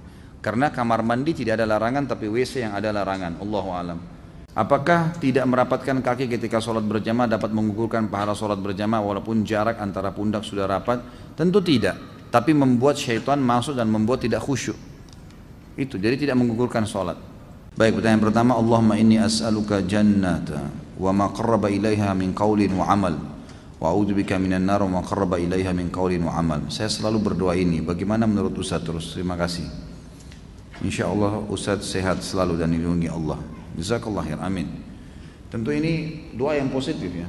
Dan ini memang ada hadis Nabi SAW secara global dalam riwayat Bukhari yang berbunyi, siapa yang meminta surga 3 kali di pagi hari, ada riwayat lain menambahkan dan di sore hari, serta meminta dijauhkan dari neraka 3 kali juga di pagi dan sore hari, maka surga akan berkata, ya Allah masukkan dia ke dalam saya, dan neraka akan berkata, jauhkanlah dia dari saya. Jadi surga berdoa agar kita masuk ke dalamnya, neraka minta kepada Allah agar tidak dimasukkan ke dalamnya. Maka dari hadis ini banyak ulama yang menulis doa-doa, diantaranya doa seperti ini, ya Allah, yang artinya kurang lebih saya meminta surgamu dan apapun yang membawa saya untuk bisa masuk ke sana, yang mendekatkan saya pada surga itu baik dari perkataan ataupun perbuatan, dan saya menjauhkan diri dari neraka dan apapun yang membuat saya dekat atau bahkan masuk ke neraka dari perkataan dan perbuatan. Kalau ini Allah alam yang saya tahu positif saja, karena ada hadis yang menyebutkan masalah itu. Apakah makmum baca surah pendek jika berjamaah sholat duhur? Kalau masih ada waktu baca, tapi yang harus dibaca adalah Al-Fatihah. Di kantor anak selesai sholat duhur ada ustadz yang tidak zikir tapi langsung berdiri kultum, isinya mengajak jamaah zikir-zikir bid'ah. Apa ini? Dikit-dikit bid'ah, jangan dengerin, jalanin saja selama ini menurut anda baik, memangnya yang menentukan amalan diterima itu kalian. Kalau dikit-dikit bid'ah kita beribadah semakin terkekang. Bagaimana menyikapi ustadz yang seperti ini? Sementara saya mau tegur, cuma ilmu saya masih dangkal dan malas berdebat. Bagaimana membedakan ustadz yang syar'i? Ya tentu saja, ini tidak ada istilah ustadz syar'i ya. Ini istilah baru ini. Baik, kalau anda tidak punya ilmu jangan didebatin, tetap aja berzikir, gitu kan? Tetap berzikir, tetap anda jalankan sunnah Nabi SAW, sudah cukup insya Allah. Kalau tadi ditanya bagaimana membedakan ustadz, sebenarnya ustadz itu kalau yang ustadz mengikuti sunnah Nabi tentu selalu punya dalil ya. Ini perkataan ini, firman Allah dalam surah ini kata Nabi SAW, jadi tidak pernah dari dia, tidak ada pendapat pribadi. Jadi, umumnya, maaf saya bukan mengatakan pengajian kita ini secara khusus, tapi di sini juga tadi anda dengar setiap kali sampaikan sesuatu bisa kita sampaikan ada dalilnya. Ini loh hadisnya, ini loh ayatnya, gitu kan? Jadi punya panduan, jadi bukan karangan-karangan dari kita sendiri. Jika dalam sholat duhur bacaannya sir, lalu makmum lupa baca Al-Fatihah, apakah sah sholat makmum? Yang lebih kuat pendapat tidak sah. Ya, kalau dia sengaja ya, tapi kalau dia lalai, dia lupa, masih ada yang mengatakan mungkin. Ya, kalau dia lupa masih dibolehkan karena dianggap dia lalai. Tapi pendapat yang kuat itu tidak sah, nggak boleh dia tidak baca Al-Fatihah. Karena kata Nabi SAW, tidak ada sholat yang tidak membaca Al-Fatihah. Kata ulama ini masuk di sholat sir. Ya, 4 rakaat duhur, 4 rakaat asar, 2 rakaat pertama, 2 rakaat kedua isya, dan 1 rakaat terakhir maghrib. Ini semua harus baca Al-Fatihah ini. Nggak boleh Ya, nggak boleh lalai, harus bisa membacanya, gitu kan. Saya sering melihat orang bergeser dari tempat awal melaksanakan sholat fardu pada saat akan melakukan sholat sunnah ba'diyah. Apakah ini merupakan adab sholat sunnah ba'diyah? Bukan, tetapi ada hadis yang berbunyi semua tempat yang dipakai sholat akan menjadi saksi pada hari kiamat. Maka dianjurkan seseorang untuk pindah tempat. Ya. Jika makmum masbuk, saat imam tahiyat akhir dalam sholat maghrib, makmum duduk iftirash atau tawarruk? Saya sudah pernah jelaskan ini. Jadi iftirash. Kalau dia rakaatnya 1 atau 2, sholatnya iftirash saja, duduknya iftirash. Kalau dia rakaat 1 atau rakaat 2, walaupun imam sudah rakaat terakhir, ya, dia ikut duduk tahiyat, tapi duduk rakaat dia. Jadi dia baru 1 rakaat, atau mungkin dia belum dapat rakaat, atau dia baru 2 rakaat. Selama di bawah 2 rakaat duduknya iftirash. Walaupun imamnya rakaat terakhir, gitu kan? Imam duduknya tawarruk di maghrib rakaat ketiga, tapi makmumnya yang masbuk duduknya iftirash. Bolehkah menggabungkan 2 niat sholat sunnah ibadah sunnah lain dengan cukup melakukan 1 kali saja? Contoh sholat sunnah di masjid digabung dengan sholat qobliyah. Saya pernah tanya ini kepada Syekh Abu Bakar Jazair rahimahullah di Masjid Nabawi, dan saya pernah tanyakan juga kepada beberapa ulama yang lain. Maka jawabannya dibolehkan kalau sunnah sama sunnah. Kalau wajib sama sunnah nggak boleh, gitu kan? Artinya orang masuk dalam masjid, dia sholat tahiyat masjid, dan juga dia bisa niatkan untuk qobliyahnya, sama dengan orang puasa Syawal 6 hari dengan puasa Senin Kamis yang bertepatan dengan Senin Kamisnya. Maka selama sunnah sama sunnah dibolehkan, tapi tidak boleh sunnah sama wajib. Nggak boleh misalnya bayar utang Ramadan digabung dengan puasa Senin, gitu kan? Maka itu tidak dilakukan, itu tidak boleh digabung. Sebagaimana tidak boleh gabung antara qobliyah duhur dengan duhurnya. Apakah sholat duha termasuk zakat dan sedekah? Sholat duha termasuk zakat? Nggak termasuk lah. Apa hubungannya? Nggak ada hubungannya. Sholat duha penutup pengganti sedekah 360 sendi. Iya, itu iya. Penutup pengganti. Tapi sholat duhanya bukan zakat, bukan sedekah lain. Gitu kan. Bolehkah kita mengqadha sholat kita yang terlewat dengan tata cara seperti apa? Sudah saya jelaskan. Makanya jangan buru-buru bertanya nih ya. Karena pertanyaan mungkin bisa saja dijawab gitu ya, sudah ada. Bagaimana cara mengqadha sholat yang sudah banyak kita tinggalkan? Nggak ada qadha sholat, nggak ada qadha sholat. Hadis Bukhari menjelaskan masalah itu. Jadi tidak ada. Kecuali tadi saya bilang kita lalai, memang lupa. Tapi kalau 5 tahun nggak sholat, sekarang taubat, apakah harus mengqadha sholatnya 5 tahun? Nggak pernah ada dalil berhubungan dengan masalah itu. Hadis Bukhari menjelaskan bahwa ada seorang wanita datang kepada Aisyah radhiyallahu anha dan berkata, wahai Aisyah, kenapa kita disuruh mengqadha puasa dan tidak disuruh mengqadha sholat? Maka Aisyah sempat marah sama orang tersebut, lalu sambil berkata, aharuriyun anti? Apa kau dari wilayah Haruri? Haruri ini wilayah di Irak, sebuah wilayah di Irak dipenuhi dengan kaum Khawarij. Khawarij ini suka menghakimi sesuatu secara zahir. Misal, perangilah orang-orang kafir, berarti semua kafir termasuk tetangga, nggak bisa hidup sama kaum Khawarij, disiksa semua, gitu kan? Ambil secara zahir hukum, gitu kan? Jadi seperti itu. Maka mereka juga mengatakan orang kalau taubat pernah 50 tahun tidak sholat harus qadha 50 tahun tuh. Maka kata perempuan tersebut, saya bukan dari Hawari, tapi saya mau tanya. Kata Aisyah radhiyallahu anha, begitulah Nabi SAW memerintahkan kami disuruh mengqadha puasa dan tidak mengqadha sholat. Artinya tidak ada qadha sholat memang bagi orang yang memang lalai sebelumnya. Saat kita masbuk sholat id 1 rakaat, saat menyempurnakan rakaat berikutnya, berapa kali takbir yang harus kita lakukan? Ikuti rakaat yang sedang Anda ada. Jadi misal kita masbuk nih, sholat id, dia sudah rakaat kedua imamnya, kita ikut. Tadinya dia takbir imamnya 5 kali, gitu kan? Karena dia rakaat kedua, kita kan ikut imam juga takbir 5 kali, kita nggak mungkin takbir 7 kali. Rakaat kedua kita juga takbir 5 kali, sama saja, karena kita mengikuti imam di rakaat pertama tadi, dia sudah ke rakaat kedua. Seperti kita kalau lagi sholat, umumnya sholat lain, kita ikut imam sudah rakaat ketiga misalnya, di sholat maghrib. Imam kan tahiyat pertama, tahiyat terakhir kan, kita juga harus tahiyat kan gitu. Di rakaat kedua setelah imam salam, kita rakaat kedua harus tahiyat juga kan gitu. Seperti itu caranya. Jadi tetap mengikuti kondisi imam. Apakah Nabi SAW pernah melakukan sholat tasbih? Kalau pernah, bagaimana tata cara dan bacaan sholat tasbih Nabi SAW? Kalau Nabi sendiri pernah kerjakan, Allahu a'lam, tidak ada riwayat masalah itu. Tapi umumnya semua yang disebutkan oleh Nabi SAW, kata ulama disepakati pastinya Nabi SAW sudah mengaplikasikan terlebih dahulu. Karena Allah sudah menjelaskan dalam Al-Quran, kabura maqtan indallah yang taqulu ma la taf'alun. Sungguh berat di sisi Allah kalau kalian mengucapkan tidak mengamalkannya. Sementara Nabi SAW adalah panutan. pasti beliau sudah amalkan. Tapi hadis tentang sholat tasbih dihasankan oleh para ulama dan boleh dilakukan, itu beranjak daripada perkataan Nabi kepada pamannya Abbas radhiyallahu anhu. Nabi SAW mengatakan, wahai paman, kalau kau diluangkan waktu oleh Allah, kerjakanlah setiap hari sekali. Kalau kau tidak bisa maka sepekan sekali, kalau kau tidak bisa maka sebulan sekali, kalau kau tidak bisa setahun sekali, kalau kau tidak bisa kerjakanlah sekali seumur hidupmu.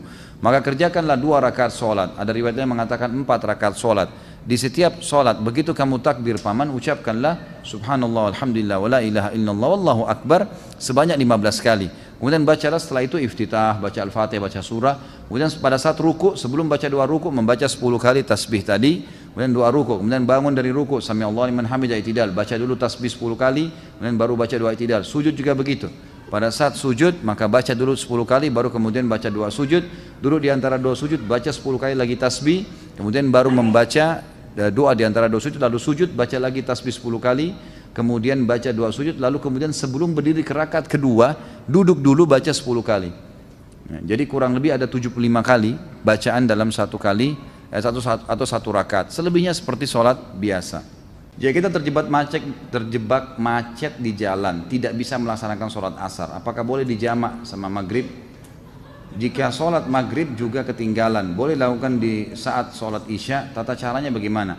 Yang pertama, sholat jamak itu hanya boleh dijamak antara duhur sama asar, tidak boleh yang lain. Maghrib sama isya, tidak boleh yang lain. Jadi nggak boleh asar sama maghrib, nggak bisa. Isya sama subuh nggak bisa, gitu kan? Subuh sama duhur nggak bisa. Memang duhur sama asar saja, maghrib sama isya saja. Itu kalaupun dijamak, gitu kan? Masalah kasus orang kena macet, maka hukumnya khilaf di antara ulama. Apa yang harus dia lakukan? Yang terbaik adalah dia berhenti dia sholat di dekat situ, dimanapun, gitu kan? Di jalan, kayak kalau di jalan tol ada jalan alternatif di samping, dia bisa mampir di situ. Dia sholat. Atau saya pernah mampir sholat di tempatnya teman-teman yang terima bayaran tol itu, gitu kan? Saya tanya dia, ternyata mereka sholatnya itu ada ruangan di situ. Kadang-kadang malah ada tangga ke bawah, gitu kan? Ada musola di bawah itu. Maka bisa kita mampir sholat. Jadi kita bisa mampirkan mobil lalu sholat di situ. Itu yang paling baik. Atau bawa sejadah di mobil disiapin, gitu kan? Itu boleh. Ada sebagian ulama yang menarik bolehnya sholat di mobil kalau dalam keadaan darurat sekali. Sama hukumnya dengan orang sholat di pesawat, di kereta api. Kalau emang kita terjebak di satu tempat, lagi ada peperangan, lagi ada macet total, emang nggak bisa ditinggalin mobil, orang jalan-jalan sedikit-sedikit, ini nggak bisa. Maka daripada kehilangan waktu, lebih baik dia sholat sambil duduk. Tapi ini tidak diprioritaskan. Prioritaskan adalah mampir. Ya, itu. Setelah berhubungan suami istri, apakah boleh sholat wajib hanya dengan wudhu tanpa junub, tanpa mandi? Nggak boleh lah. Ini iseng aja bertanya. Wajib mandi junub ya akhi. Atau mungkin yang nanya masih bujang kali ini, belum punya pengalaman ya. Belajar dari Pak Yoyo ya. Bagaimana tuntunan sahih untuk kondisi makmum yang masbuk namun tidak mendapat bacaan Al-Fatihah imam sholat? Apakah makmum tersebut masih mendapatkan hitungan 1 rakaat penuh? Yang kuat pendapat iya, dia masih mendapatkan walaupun sholatnya sir. Kalau orang memang masbuk ya, beda orang yang datang dari awal tapi lalai tidak baca Al-Fatihah. Nah itu baru bisa dibahas dalam bahasan lain. Saya pernah membaca sebuah hadis riwayat Ibnu Abbas radhiyallahu anhu yang menjelaskan tentang tidak bolehnya menahan pakaian pada saat sholat. Apakah hadis itu sahih? Apa maksud dari kata menahan pakaian? Mohon penjelasannya. Saya tidak tahu, maaf. Saya belum tahu sampai ke situ tentang masalah hadis menahan pakaian. Yang saya temukan malah hadis Abu Bakar radhiyallahu anhu yang sahih, di mana Abu Bakar berkata, ya Rasulullah, saya orang yang tidak bisa sholat kecuali saya menahan pakaian saya, karena kalau tidak dia melorot, gitu kan? Apakah itu membatalkan sholat saya? Apakah itu termasuk sombong? Kata Nabi SAW, itu tidak termasuk. Ya, berarti di sini kan ada masalah kasus menahan, tapi saya tidak tahu kalau yang riwayat Ibnu Abbas ini. Ustaz, mohon penjelasan dan tuntunan sesuai sunnah. Apabila ada sholat wajib terlewatkan karena kelalaian, apakah seseorang yang meninggalkan sholat pada waktu yang ditentukan masih dapat mengerjakan sholat yang tertinggal itu di waktu sholat yang selanjutnya? Kalau dia lalai di sini dalam arti kata lupa, itu boleh dikerjain. Misal pas kita lagi sibuk, tersibukkan, semoga saja tidak terjadi ya. Ada orang tersibukkan dengan urusan dunianya, kemudian azan asar baru dia sadar, oh ternyata saya belum sholat duhur nih, gitu kan? Maka apa yang harus dia lakukan? Bolehkah dia sholat duhur? Boleh, nggak ada masalah. Tapi kalau dasarnya dia tahu nih duhur sudah masuk, dia nggak mau sholat, memang nggak mau dah, memang sudah nggak sholat. Begitu azan asar, temannya ajak, nih sholat yuk. Kamu udah tahu belum ada hadis begini, begini. Tersentuh dia mau sholat. Tapi tadi dia sudah tinggalkan duhur secara sengaja, ini nggak boleh lagi dia sholat. Karena sudah memang ditinggalkan secara sengaja sama dia. Di daerah ana ada 2 masjid, yang satu masjidnya besar dan jamaahnya tidak banyak, sehingga selalu dapat saf pertama. Kedua masjidnya lebih kecil dan jamaahnya banyak, karena telah ditegakkan sunnah, sehingga susah dapat saf pertama. Lebih utama sholat di satu atau yang kedua? Yang satu tentunya. Masjid yang pertama, karena memang kita bisa dapatkan fadilah lebih besar, gitu kan? Dan masjid itu makin banyak jemaahnya, makin afdal, ya gitu. Makin afdal, makin besar fadilahnya. Artinya masjidnya besar misalnya, tentu afdaliyah karena banyak jemaah itu penting, tapi mendapatkan saf awal lebih penting. Maka harusnya didahulukan saf awal itu. Mana yang lebih baik apabila ada udzur berjamaah tapi menunda sholat atau akhir waktu, sendiri tapi di awal waktu? Tentu saja di awal waktu, walaupun sendiri. Tentu saja di awal waktu. Apakah seorang muslim yang sebelumnya tidak rajin sholat, bolong-bolong, termasuk kafir, apakah ia harus syahadat ulang, dilihat dan dilihat oleh saksi maksudnya? Enggak tentu. Kalau dia jahdan ya, kalau dia bangkang, enggak ada sholat, enggak ada hukum sholat itu, saya enggak mau yakin. Maka itu baru kufur, dia syahadat. Tapi kalau dia cuma malas-malas, enggak perlu. Taubat kepada Allah sudah, sekarang tinggal sholat. Di perusahaan saya sistem untuk sholat bergantian, sistem untuk sholat bergantian, tapi niat saya ingin sholat berjamaah tepat waktu. Apakah saya berdosa karena tidak sholat tepat waktu? Tidak dikatakan berdosa sebenarnya, karena masih ada pendapat ulama yang seperti tadi Imam Syafi'i mengatakan sunnah muakkadah. Saya tidak bisa mengatakan berdosa, gitu kan? Tapi dia kehilangan fadilah yang sangat banyak. Gitu. Jadi kalau bilang pun, misal pun kita bisa mengambil awal waktu lebih baik. Kita pamit sama teman-teman misalnya kita dahulu gitu kan, dan itu sholat juga tidak akan mengambil waktu lama. Saya juga sarankan begini, perlu difahamin ya, terikat dengan jam kerja kantor ya, itu wajib hukumnya karena antum mengikuti syarat. Kata Nabi SAW, al-mu'minuna ala syurutihim, al-mu'minuna ala syurutihim, orang mukmin harus patuh dengan syarat yang disepakati. Misal waktu istirahat jam 12 sampai jam 1, azan setengah 1 gitu kan, antum mulai masuk masjid sholat, ternyata harus kembali sebelum jam 1, misal 5 menit sebelum jam 1 ada absen lagi, misal contoh. Antum baru selesai sholat wajib, belum sempat sholat ba'diyah duhur, itu sudah jam 1 kurang 5 menit. Kalau sholat terlambat nih, balik kerja, maka jangan sholat sunnah ba'diyah. Karena mentaati peraturan wajib. Sementara sholat sunnah itu sunnah, gitu kan. Kecuali kita sudah balik ke kantor, ada waktu lowong, kita bisa buka sejadah dekat meja kerja kita, lalu sholat itu gak ada masalah. Jadi harus pertemukan masalah itu ya. Jadi lakukan yang wajib saja. Pernah ada teman-teman yang di luar negeri bertanya kepada saya, Ustaz, saya kerja di luar negeri dan di luar negeri ini orang-orang non muslim, saya nggak bisa sholat gitu kan. Dan seringkali meeting di waktu-waktu pas lagi sholat gitu kan. Apa yang saya harus lakukan? Saya balik tanya begini, saya bilang kalau seandainya anda lagi meeting kemudian, misal ini contoh, semoga Allah muliakan kita semua. Saya kasih contoh ini, contoh orang mau ke kamar mandi, kebelet buang air besar, kebelet buang air kecil, lagi meeting, diizinin nggak? Nah, ini di sini diizinin nggak kalau kebelet kencing, kebelet buang air besar? Meeting penting nih, miliaran, diizinin nggak? Ya nggak bisa berpikir kan kalau mau kencing gitu kan? Nggak mungkin, pasti diizinin ke belakang. Ya sudah, kita izinnya memberikan isyarat memang mau ke kamar mandi, betul kamar mandi kan?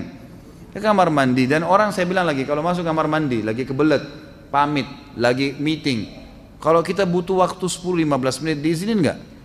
Nggak mungkin kan tengah-tengah digedor-gedor, ayo cepat gitu kan? Nggak mungkin, orang lagi buang air besar gimana? Dia harus selesaikan hajat, kalau nggak sakit perut. Maka berarti bisa dipakai itu untuk sholat tuh. Ini kalau darurat ya, sebab ada beberapa teman-teman yang pernah bertanya kalau salah dari Jepang, dari negara-negara yang memang tidak bisa mereka sholat. Maka tidak ada juga musola. Bagaimana inisiatifnya? Ya saya sebagai da'i harus bisa memberikan solusi nih. Kalau dia mau disuruh pulang, dia sudah terikat akad kerja di sana. Maka caranya adalah kayak tadi, pamit ke kamar mandi, memang mau kamar mandi, uduk di sana, kemudian sholat, cari tempat yang bisa sholat di situ. Mungkin di gang, mungkin di mana, ya apa boleh buat, harus sholat. Sholat dah, sholat wajib 5 menit, 10 menit maksimal, udah kembali lagi. Tapi nggak usah dibeberkan, saya mau sholat ya pamit. Kemudian berantem kalau tidak disuruh sholat, susah. Anda sudah akad dengan orang kafir, gimana? Nggak bisa, gitu kan? Jadi ini namanya hiyal syar'iyah. Harus kita mencari solusi secara syar'i yang memang kita tidak kehilangan pekerjaan dan juga tidak kehilangan ibadah itu. Apa faedah bagi orang yang mengerjakan sholat gerhana dan sholat syuruk? Kalau sholat gerhana memang anjuran Nabi SAW kan? Hadis sahih riwayat Bukhari. Kata Nabi SAW, kalau kalian melihat gerhana, maka sholatlah, bersedekahlah dan bertasbihlah. Disuruh sampai Allah menghilangkan gerhana itu dari kalian. Jadi memang ada perintah dari Nabi SAW masalah itu. Tapi apakah dia dapat pahala, apakah dia dapat misalnya apa janji-janji itu belum pernah kita temukan riwayatnya. Allahu a'lam. Tapi yang jelas dia dianjurkan untuk dilaksanakan. Perintah Nabi SAW ibadah. Kalau sholat syuruk hadis Nabi SAW, siapa yang sholat berjamaah di masjid, hadis sahih riwayat Hakim, siapa yang sholat berjamaah di masjid, ya, kemudian dia duduk berzikir sampai terbit matahari, kemudian dia sholat 2 rakaat setelah itu, ya, maka dia sama dengan pahala haji dan umroh sempurna, gitu kan? Ini dikatakan oleh para ulama sholat syuruk. Manakah yang lebih utama bagi seorang perempuan, sholat di musola kantor atau pergi ke masjid? Musola boleh. Ya, kalau perempuan tidak ada masalah, di sebelah meja kerjanya boleh. Tidak ada sesuatu penekanan. Kalau laki-laki yang dianjurkan ke masjid. Apakah seorang laki-laki yang tidak sholat berjamaah di masjid berdosa? Kalau Imam Syafi'i mengatakan sholat berjamaah di masjid sunnah muakkadah, sangat ditekankan. Jadi kita tidak boleh menyalahkan juga orang-orang yang tidak ke masjid sholat. Misalnya umumnya di Indonesia ini banyak orang yang berpegang pada Syafi'iyah gitu kan. Tapi kalau jumhur ulama mengatakan tidak. Di antaranya Imam Ahmad sangat menekankan beranjak daripada hadis-hadis yang sahih, seperti misalnya hadis yang sahih kata Nabi SAW, saya ingin sekali ada orang yang mengikomahkan sholat lalu kemudian menggantikan saya jadi imam, lalu kemudian saya membawa obor dan saya membakar rumah orang-orang yang tidak pergi sholat berjamaah. Kemudian hadis sahih juga di mana Ibnu Ummul Maktum, muadzin Nabi SAW, matanya buta dan beliau berkata, ya Rasulullah, rumah saya jauh dari masjid Anda, tidak ada yang memandu saya, buta, nggak ada yang pandu saya jalan, gelap, gitu kan. Dan di antara rumah saya dengan masjid banyak binatang buas bisa menerkam saya, padang pasir jauh. Apakah boleh saya sholat di rumah? Awalnya Nabi SAW mengatakan silakan sholat di rumah. Setelah itu subhanallah turun wahyu menyampaikan, Ibnu Ummul Maktum sudah mau keluar, Nabi SAW mengatakan panggil orang itu, dipanggil kembali. Kata Nabi, apa kau dengar dengan telingamu azan atas ma'un nida? Dia mengatakan iya ya Rasulullah. Kata Nabi, idzan ajib, kalau begitu jawab azan itu. Orang buta, nggak ada yang pandu, itu kan malah ditekankan. Jadi semestinya memang harusnya dijaga. Ya, dari pendapat ini, ya, jumhur ulama diantara Imam Ahmad yang sangat menekankan berdosa kalau laki-laki tidak ada udzur nggak sholat di masjid. Gitu kan. Ya kalaupun kita berpegang pada mazhab Syafi'iyah, kita mengatakan sunnah muakkadah, maka minimal antum kehilangan banyak sekali fadilah, pengangkatan derajat, pengampunan dosa, dapat istana di surga. Itu luar biasa, setiap pergi loh dapat satu istana, setiap pulang dapat istana. Ini bukan istana di Menteng atau di mana-mana, ini di surga gitu kan. Hanya dengan ke masjid sholat, itu apa susahnya? Lawan tuh syaitan, jangan lemah terus. Bagaimana hukumnya sholat orang isbal? Apakah sah? Khilaf di antara ulama tentang sah atau tidaknya, gitu kan? Tapi yang jelas sudah pernah kita jelaskan di dalam dosa-dosa besar kita yang lalu ya, pernah ada penjelasan kalau ada hadis yang menjelaskan tidak sahnya atau disuruhnya mengulangi sholat orang yang tertutup mata kakinya oleh Nabi SAW, seseorang yang sedang datang. Bahkan Nabi SAW menyuruh mengulangi sama uduk-uduknya, uduk dan sholatnya. Waktu ditanya oleh para sahabat, kenapa ya Rasulullah? Kata Nabi SAW, karena mata kakinya tertutup. Ada yang melemahkan hadis ini, ada yang menghasankannya, gitu kan? Khilaf di antara ulama. Tapi kalau saya pribadi, saya berpegang pada pendapat yang mengatakan memang batal sholatnya. Ya. Apakah zikir setelah sholat boleh dikerjakan sambil berjalan keluar masjid karena ada keperluan? Boleh saja, nggak ada masalah. Tapi antum kehilangan ya, doa malaikat. Karena hadis Nabi SAW, siapa yang habis selesai sholat tidak berdiri dari musolahnya, tidak berbicara dengan orang di sebelahnya, tidak membatalkan wudhunya, sambil berzikir dia lagi duduk di situ, gitu kan? Dan ini saya sering sarankan para ikhwah yang hadir di pengajian saya, agar jangan pindah tempat pun, mundur ke belakang pun jangan, biarin di tempat situ saja, zikir dulu. Karena pekah sekali hadis ini ya, siapa yang tidak pindah dari musolahnya, ya, tidak berdiri dari musolahnya, siapa yang tidak membatalkan wudhu dan tidak berbicara dengan orang di sebelahnya, maka malaikat di atas kepalanya mendoakan, ya Allah ampuni dia, ya Allah rahmati dia, sampai dia melanggar 3 hal tadi. Ini kehilangan. Makanya para ulama mengatakan biasanya syaitan menghiasi ya, atau mengingatkan macam-macam pekerjaan kita sehingga kita terlewatkan dari doa malaikat ini. Maka jangan disia-siakan. Saya pernah zikir ikhwan dan akhwat sekalian, pelan-pelan sekali zikir habis sholat itu. 7 menit maksimal. 7 menit, 8 menit itu sudah selesai. Jadi cuma syaitan yang membebankan kita itu. Apakah ada hukum had untuk orang yang meninggalkan sholat? Ada, jelas. Kalau dia meninggalkan secara malas, hukumnya had, dihukum. Dan Imam Syafi'i mengatakan tergantung pemerintahnya setempat. Boleh memenjarahnya, boleh mencambuknya, gitu kan. Tapi yang jelas harus ditakzir. Takzir itu dihukum dengan berat. Dan tidak boleh dibiarkan ada di lingkungan kaum muslimin orang yang tidak sholat. Wajib terutama ya. Jadi tidak boleh sama sekali. Apakah seseorang yang telah mencapai dosa kufur, lalu tiba-tiba dia bertobat atas hidayah Allah, kemudian dia mengerjakan sholat tapi belum mengulangi syahadat, apakah sholatnya sah dan diterima oleh Allah Subhanahu Wa Taala? Nggak bisa. Kufur itu syaratnya untuk kembali ke Islam harus syahadat. Jadi dia kalau sholat dianggap orang kafir sedang sholat, nggak diterima sama Allah. Harus syahadat. Gimana caranya? Itu syaratnya, karena dia sudah kufur. Bagaimana hukumnya bersedekap melipat tangan kembali sesudah bangun dari ruku? Tadi kan sudah saya jelaskan ya. Boleh saja, gitu kan? Bersedekap pada saat bangun dari ruku. Sami Allah liman hamida. Saya sudah sebutkan tadi kan khilaf di antara ulamanya. Jadi boleh kembali ke dada, boleh kembali ke sebelah paha kita. Apakah ada bacaan atau doa yang diajarkan oleh Rasulullah SAW pada saat berwudu seperti doa ketika membasuh muka, tangan dan lainnya? Yang saya tahu doa yang dibaca adalah pada saat memulai wudu, itu hadis Bukhari, membaca Bismillah pada saat mau memulainya, gitu kan? Bahkan Syekh Jibril mewajibkan masalah itu, mengatakan harusnya seseorang membaca Bismillah. Beranjak daripada hadis, janganlah seseorang kalian bersuci kecuali sudah memulainya dengan basmalah, gitu kan? Kemudian nanti selesai wudu baru membaca 2 kalimat syahadat, beranjak daripada hadis Bukhari yang berbunyi siapa yang selesai wudu kemudian dia membaca asyhadu an la ilaha illallah wahdahu la syarikalah wa asyhadu anna muhammadan abduhu wa rasuluh, ini hadis Bukhari Muslim, maka Allah akan membukakan baginya 8 pintu surga, dia bisa minta yang mana dia mau masuki, gitu kan. Begitu pula ada hadis yang lain riwayat Tirmidzi menambahkan ditambah doa Allahumma ja'alni minat tawwabin wa ja'alni minal mutatahhirin, ya Allah jadikanlah aku orang yang selalu bertaubat dan juga orang yang selalu bersuci, gitu kan. Jadi dari hadis ini yang kita tahu ada doa di awal, ada doa di akhir. Kalau di pertengahan, Allah alam saya tidak pernah dapatkan riwayatnya. Secara pribadi ya, saya pribadi. Jadi kalau anda mendapatkan riwayatnya silahkan anda amalkan. Tapi saya pribadi belum pernah menemukan kecuali di awal dan akhir saja. Apakah pahala sholat jamaah di masjid sama besar dengan jika kita sholat jamaah semisal di rumah atau di tempat lain? Tentu berbeda. Tentu berbeda. Fadilah ke masjid ada sendiri. Kalau di tempat lain tidak ada fadilah melangkah ke masjid. Ya, kata Nabi SAW setiap kali orang melangkah, maukah saya tunjukkan kalian amal yang paling banyak menggugurkan dosa dan meninggikan derajat? Kata para sahabat tentu ya Rasulullah. Kata Nabi SAW berwudu di waktu-waktu genting, di waktu-waktu yang malas kita wudu seperti mau tidur, gitu kan? Habis berhubungan biologis, mau tidur atau mau mengulanginya dianjurkan wudu dulu, atau di musim dingin, ya kan? Atau menjaga wudu, batal wudu lagi. Ini justru pahalanya besar nih. Dan banyaknya langkah kaki menuju ke masjid, ya kan? Berarti melangkah kaki saya sudah ada pahala. Hadis yang lain juga riwayat Bukhari Muslim, kata Nabi SAW setiap kali orang melangkah ke masjid, 1 langkah mengampuni dosa, 1 langkah mengangkat derajatnya. Ini nggak ada di tempat lain, harusnya di masjid, gitu kan. Kemudian ada hadis yang berbunyi siapapun yang pergi ke masjid sholat setiap berjamaah di waktu sholat wajib ya, maka setiap kali ke masjid dapat 1 istana di surga, setiap pulang 1 istana di surga. Ini nggak ada di tempat lain, gitu kan. Tinggal tentang masalah jamaahnya 25 kali lipat dapat pahala, itu sama.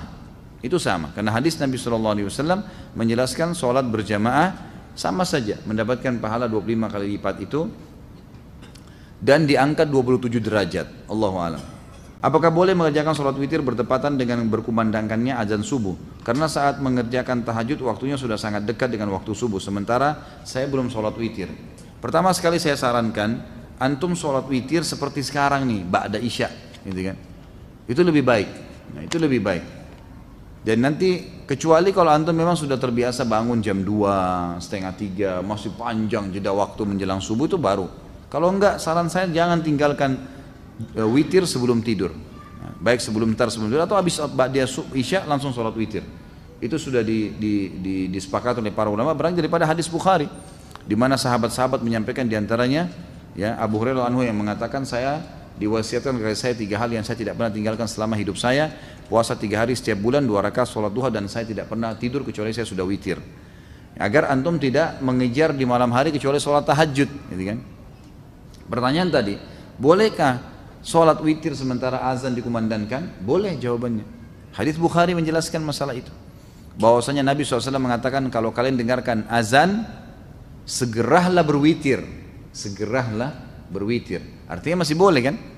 Bahkan ada pendapat ulama mengatakan kalau jeda antara azan dan iqamah subuh masih panjang, seperti Masjid Haram misalnya, 20 menit, 25 menit baru iqamah. Sementara antum sudah terbiasa kerjakan sholat tahajud dan itu kebablasan sampai azan subuh baru bangun.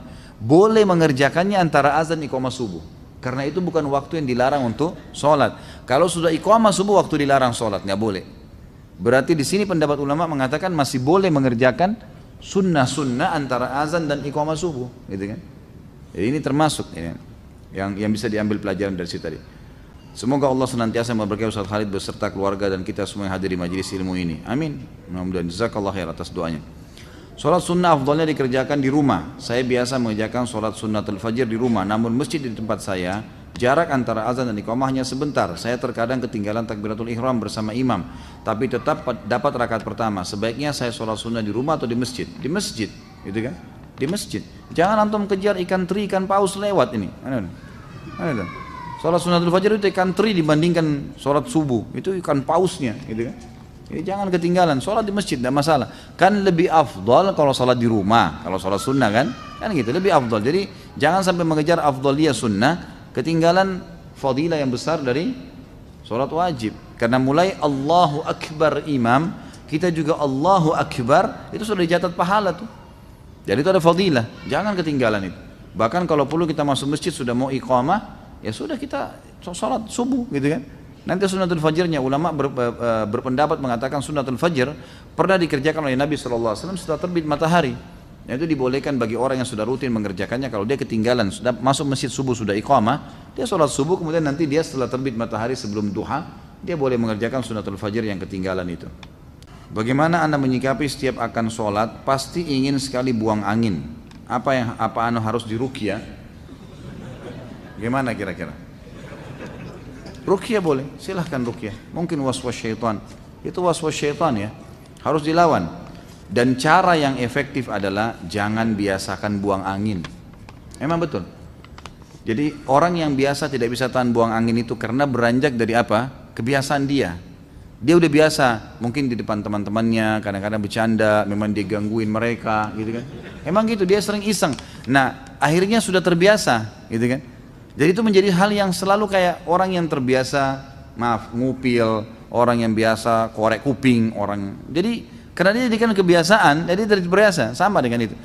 Kalau orang yang tidak membiasakan dirinya untuk ngeluarin angin, insya Allah tidak keluarin angin kecuali pada waktu memang dibutuhkan, kan gitu. Jadi memang ini harus diubah dari cara itu dulu, pola itu. Dan ini subhanallah juga tidak baik ya, sebaiknya memang ditinggalkan.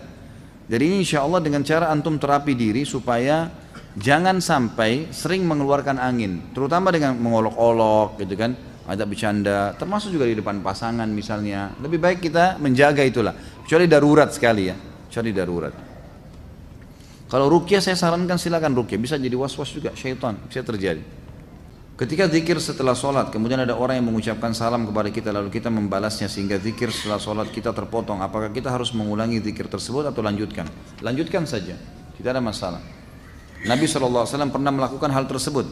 Jadi pernah beliau SAW dalam hadis Bukhari selesai sholat ya, asar, tiba-tiba beliau langsung dengan cepat sekali, begitu salam lagi zikir, berdiri dengan sangat cepat melewati para sahabat. Sampai para sahabat yang meriwayatkan hadis ini berkata, kami heran dengan kecepatan Nabi SAW dalam cepatnya gerakan Nabi SAW itu. Maka setelah itu pun, setelah beberapa saat Nabi SAW balik lagi dan duduk lagi, berzikir lagi. Lalu salah seorang di antara kami bertanya, ya Rasulullah, ada apa?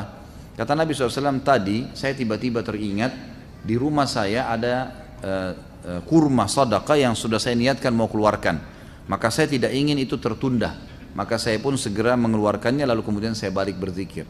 Jadi ulama mengambil daripada hadis ini, bolehnya orang kalau habis sholat, berzikir habis sholat, itu kalau ada sesuatu yang wajib baginya atau sesuatu yang darurat, dia boleh memotongnya seperti menjawab salam gitu kan, seperti misalnya turun hujan tiba-tiba dia harus pindah karena kena air atau apalah ya yang harus memindahkan dia, maka dia boleh pindah dan kemudian dia melanjutkan zikirnya. Ustaz, apakah boleh saf sholat diisi oleh, mohon maaf, orang yang terkena Down syndrome? Secara fisik dia sudah balik, tetapi ketika sholat orang tersebut sering mendahului imam dan gerakan sholatnya tidak berurutan. Tentu kalau dia sengaja atau memang dia ada kelainan jiwa atau apa, ini sebaiknya memang di masjid itu ada tim khusus yang mengatur ya. Jadi orang-orang seperti ini kalaupun dalam kondisi dia tidak sadar, dia tidak tahu hukum, atau dia dalam kondisi gila misalnya, maka dia dibolehkan untuk keluar dari saf muslimin. Karena dia pun mengerjakan, dia bebas hukum, dia tidak ada taklif kan gitu. Tapi kalau memang dia hanya melakukannya karena tidak bisa tahan, karena memang masalahnya adalah sakit kakinya, dia akhirnya harus melakukan mendahului imam, maka solusinya kata ulama adalah dia boleh mengerjakan sholat sambil duduk. Cari inisiatif yang dia tidak mendahului imam. Karena kalau dia dahului imam tetap kena ancaman ya. Nabi SAW mengancam, siapa yang mendahului imam maka bisa saja Allah mengubah wajahnya menjadi wajah keledai. Hadis sahih riwayat Imam Ahmad masalah itu. Jadi sebagai ini ada pengurus masjid, dan saya sarankan pengurus masjid ini bisa lebih jeli melihat adanya orang-orang yang seperti ini, ada gangguan jiwa, ada orang yang sakit. Kalau di masjid-masjid di Saudi itu sudah biasa sekali kursi-kursi disiapin tuh. Di masjid itu banyak kursi. Jadi orang-orang tua yang tidak mampu untuk berdiri lama maka diambil kursi dan mereka sholat sambil duduk di saf. Itu sudah umum di Masjid Nabawi, di Masjid Haram itu banyak sekali. Pendapat yang paling kuat pada makmum membaca Al-Fatihah atau tidak di belakang imam. Yang disepakati oleh para ulama, yang saya sebutkan dulu yang disepakati ya. Yang disepakati adalah kalau sholatnya sir, tidak ngerasin suara, seperti misalnya duhur, asar, kemudian rakaat ketiga maghrib dan 2 rakaat terakhir isya, gitu kan? Ini namanya sholat sir, kecilin suara. Maka wajib makmum membaca Al-Fatihah. Wajib makmum membaca Al-Fatihah, gitu kan? Kecuali dalam keadaan ini khilaf ulama, bagaimana kalau dia baru membaca Ar-Rahmanir Rahim, Maliki Yaumiddin, imamnya Allahu Akbar ruku. Apa yang dia harus lakukan? Jumhur ulama mengatakan ikuti imam. Karena dia sudah berijtihad, dia sudah baca, gitu kan? Tapi tidak selesai, sama dengan orang masbuk, baru Allahu Akbar, imamnya kita baru baca 2 Al-Fatihah sudah ruku. Apa yang harus kita lakukan? Jumhur mengatakan ruku saja. Imam Syafi'i mengatakan tidak, harus dia baca.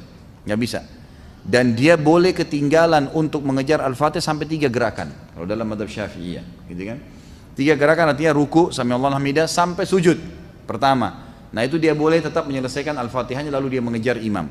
Karena pentingnya masalah Al-Fatihah ini. Tapi kalau sholatnya jahar, ngerasin suara, subuh, 2 rakaat pertama maghrib, gitu kan? 2 rakaat pertama isya, maka ini hukumnya jumhur mengatakan tidak ada bacaan bagi makmum. Kecuali imam memberikan jeda waktu. Beranjak daripada hadis yang sahih bahwasanya Nabi SAW pernah mengatakan waladdallin amin, lalu tiba-tiba sahabat di belakang berlumba-lumba baca Al-Fatihah. Jadi ada suara bergemuruh gitu, sehingga bacaan Nabi SAW, Nabi sendiri terganggu SAW, dan makmum juga tidak konsentrasi dengar bacaan ayatnya beliau.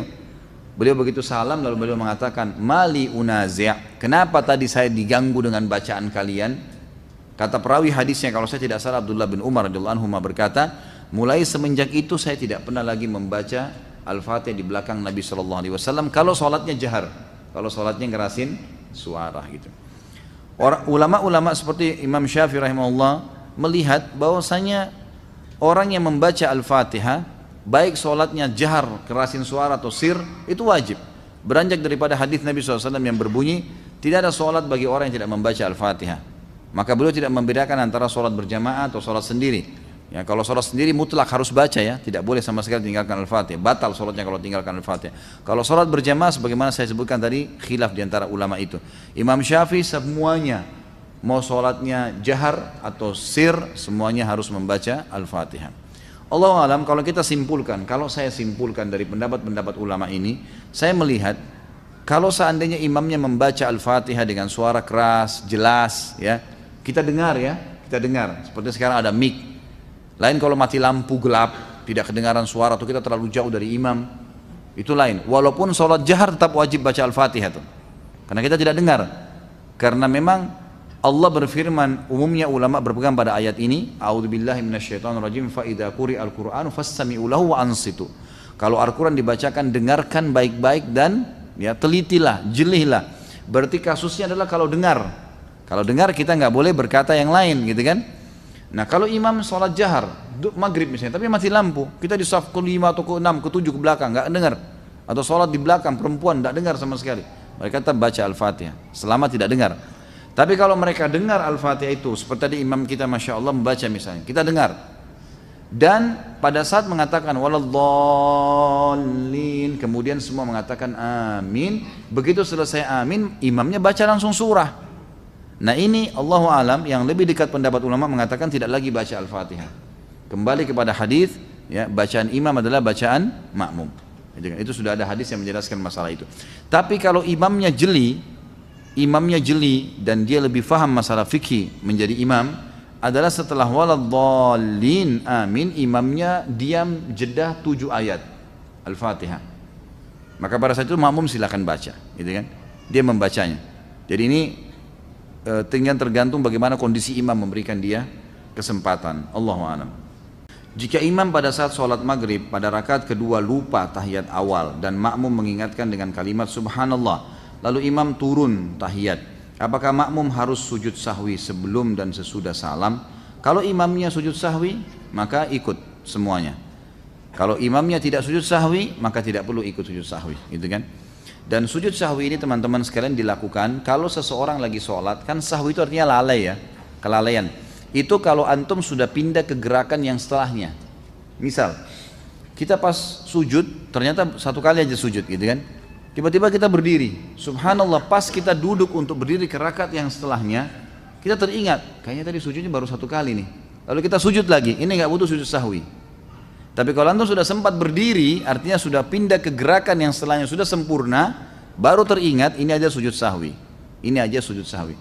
Sujud sahwi juga dengan 2 cara, ada yang dikerjakan sebelum salam, ada yang dikerjakan sudah salam. Kalau gerakan-gerakan yang keliru dalam sholat, lalai, lupa, gitu kan, teringat sebelum salam, misal antum pas rakaat ke-4 ragu, ini 4 atau 3 ya, lalu antum tambah 1 rakaat, karena kalau kita ngingat ya, ragu 3 atau 4, kita cari rakaat yang paling sedikit, ambil 3 misalnya. Kata Nabi SAW, kalau kalian lupa 3 atau 4, pilihlah 3, karena kalau seandainya pun dia sholat lebih 5, maka 4 rakaatnya sudah terpenuhi. Tapi kalau dia pilih yang ya lebih banyak, dianggap 4, ternyata kurang baru 3, maka akan kurang sholatnya, gitu kan? Kita dianjurkan memilih jumlah yang lebih sedikit. Nah kalau teringat seperti ini sebelum salam, maka sujud sahwinya sebelum salam. Setelah baca tahiyat selesai, sujudlah 2 kali, dan bacaannya adalah bacaan-bacaan sujud. Ya, boleh juga ada bacaan khusus seperti misalnya bacaan yang dibaca sebenarnya dalam sujud juga ya. Ya Allah, Allahumma laka sajadtu wa bika amantu wa laka aslamtu, dan seterusnya. Itu ada doanya sendiri, bisa kembali kepada buku rujukan. Kemudian boleh juga membaca bacaan sujud, tetapi di antara 2 sujud tidak ada bacaan apa-apa. Sujud sahwi ya, sujud saja, baca bacaan sujud, kemudian duduk sebentar lalu sujud lagi. Jadi tidak membaca lagi Rabbighfirli warhamni dan seterusnya, gitu kan? Setelah itu berdiri baru salam sholat. Imam lakukan ini, Anda juga harus lakukan, walaupun imamnya yang lupa tadi, gitu kan? Karena kita kalau sholat berjamaah berbeda. Innama ju'ilal imam liyutamma bihis sholah, kata Nabi SAW. Imam dijadikan untuk menyempurnakan sholat seseorang atau pengikutnya. Kalau seandainya antum sudah bubar sholat, ini sudah selesai sholat, salam, begitu kita lagi zikir, ada di belakang kita tepuk, akhi, ukhti, kayaknya tadi rakaat anda ini kurang 1. Tadi kayaknya ikut sama saya ini, sama-sama. Saya masbuk 2 rakaat, anda juga tadi 2 rakaat, tapi kenapa anda cuma tambah 1 rakaat? Kita diingatkan, lalu kita ingat, oh begitu ya, baik. Langsung berdiri pada saat itu. Berdiri tambah 1 rakaat. Lalu sampai salam, selesai salam baru sujud sahwi. Sujud sahwinya setelah salam, karena ingatnya juga setelah salam. Dan ini beranjak daripada hadis Bukhari. Nabi SAW pernah sholat asar 2 rakaat salam. Maka para sahabat diam semua, nggak ada yang nyaut. Tapi mereka bimbang, kok jadi 2 rakaat asar nih, gitu kan? Sampai Nabi SAW berzikir, Nabi SAW tidak ingat rupanya. Sampai berzikir, habis selesai zikir, tradisi Nabi SAW habis zikir, langsung berdiri pergi ke pintu masjid, lalu menunggu sahabat-sahabat yang mengeluh. Atau yang menyampaikan apa sesuatu permintaan dan seterusnya. Ada satu sahabat mendekati mengatakan, ya Rasulullah, apakah turun wahyu? Ada wahyu baru turun mengubah asar jadi 4 menjadi 2? Gitu kan? Atau anda lupa? Kata Nabi SAW, tidak ada wahyu turun dan saya tidak lupa. Nabi yakin sekali SAW dengan hikmah Allah tentunya ya, agar mengajarkan kepada kita bagaimana caranya kalau terjadi seperti ini. Maka Nabi SAW memegang tangan sahabat tersebut, mengajaknya masuk ke dalam masjid. Kebetulan sahabat-sahabat yang lain belum bubar. Maka kata Nabi SAW, benarkah yang orang ini katakan, kalau saya tadi cuma sholat 2 rakaat, serentak mengatakan benar ya Rasulullah. Maka beliau langsung menghadap kiblat, lalu beliau mengerjakan 2 rakaat sampai salam. Setelah salam baru beliau sujud sahwi, karena mengingatnya setelah salam.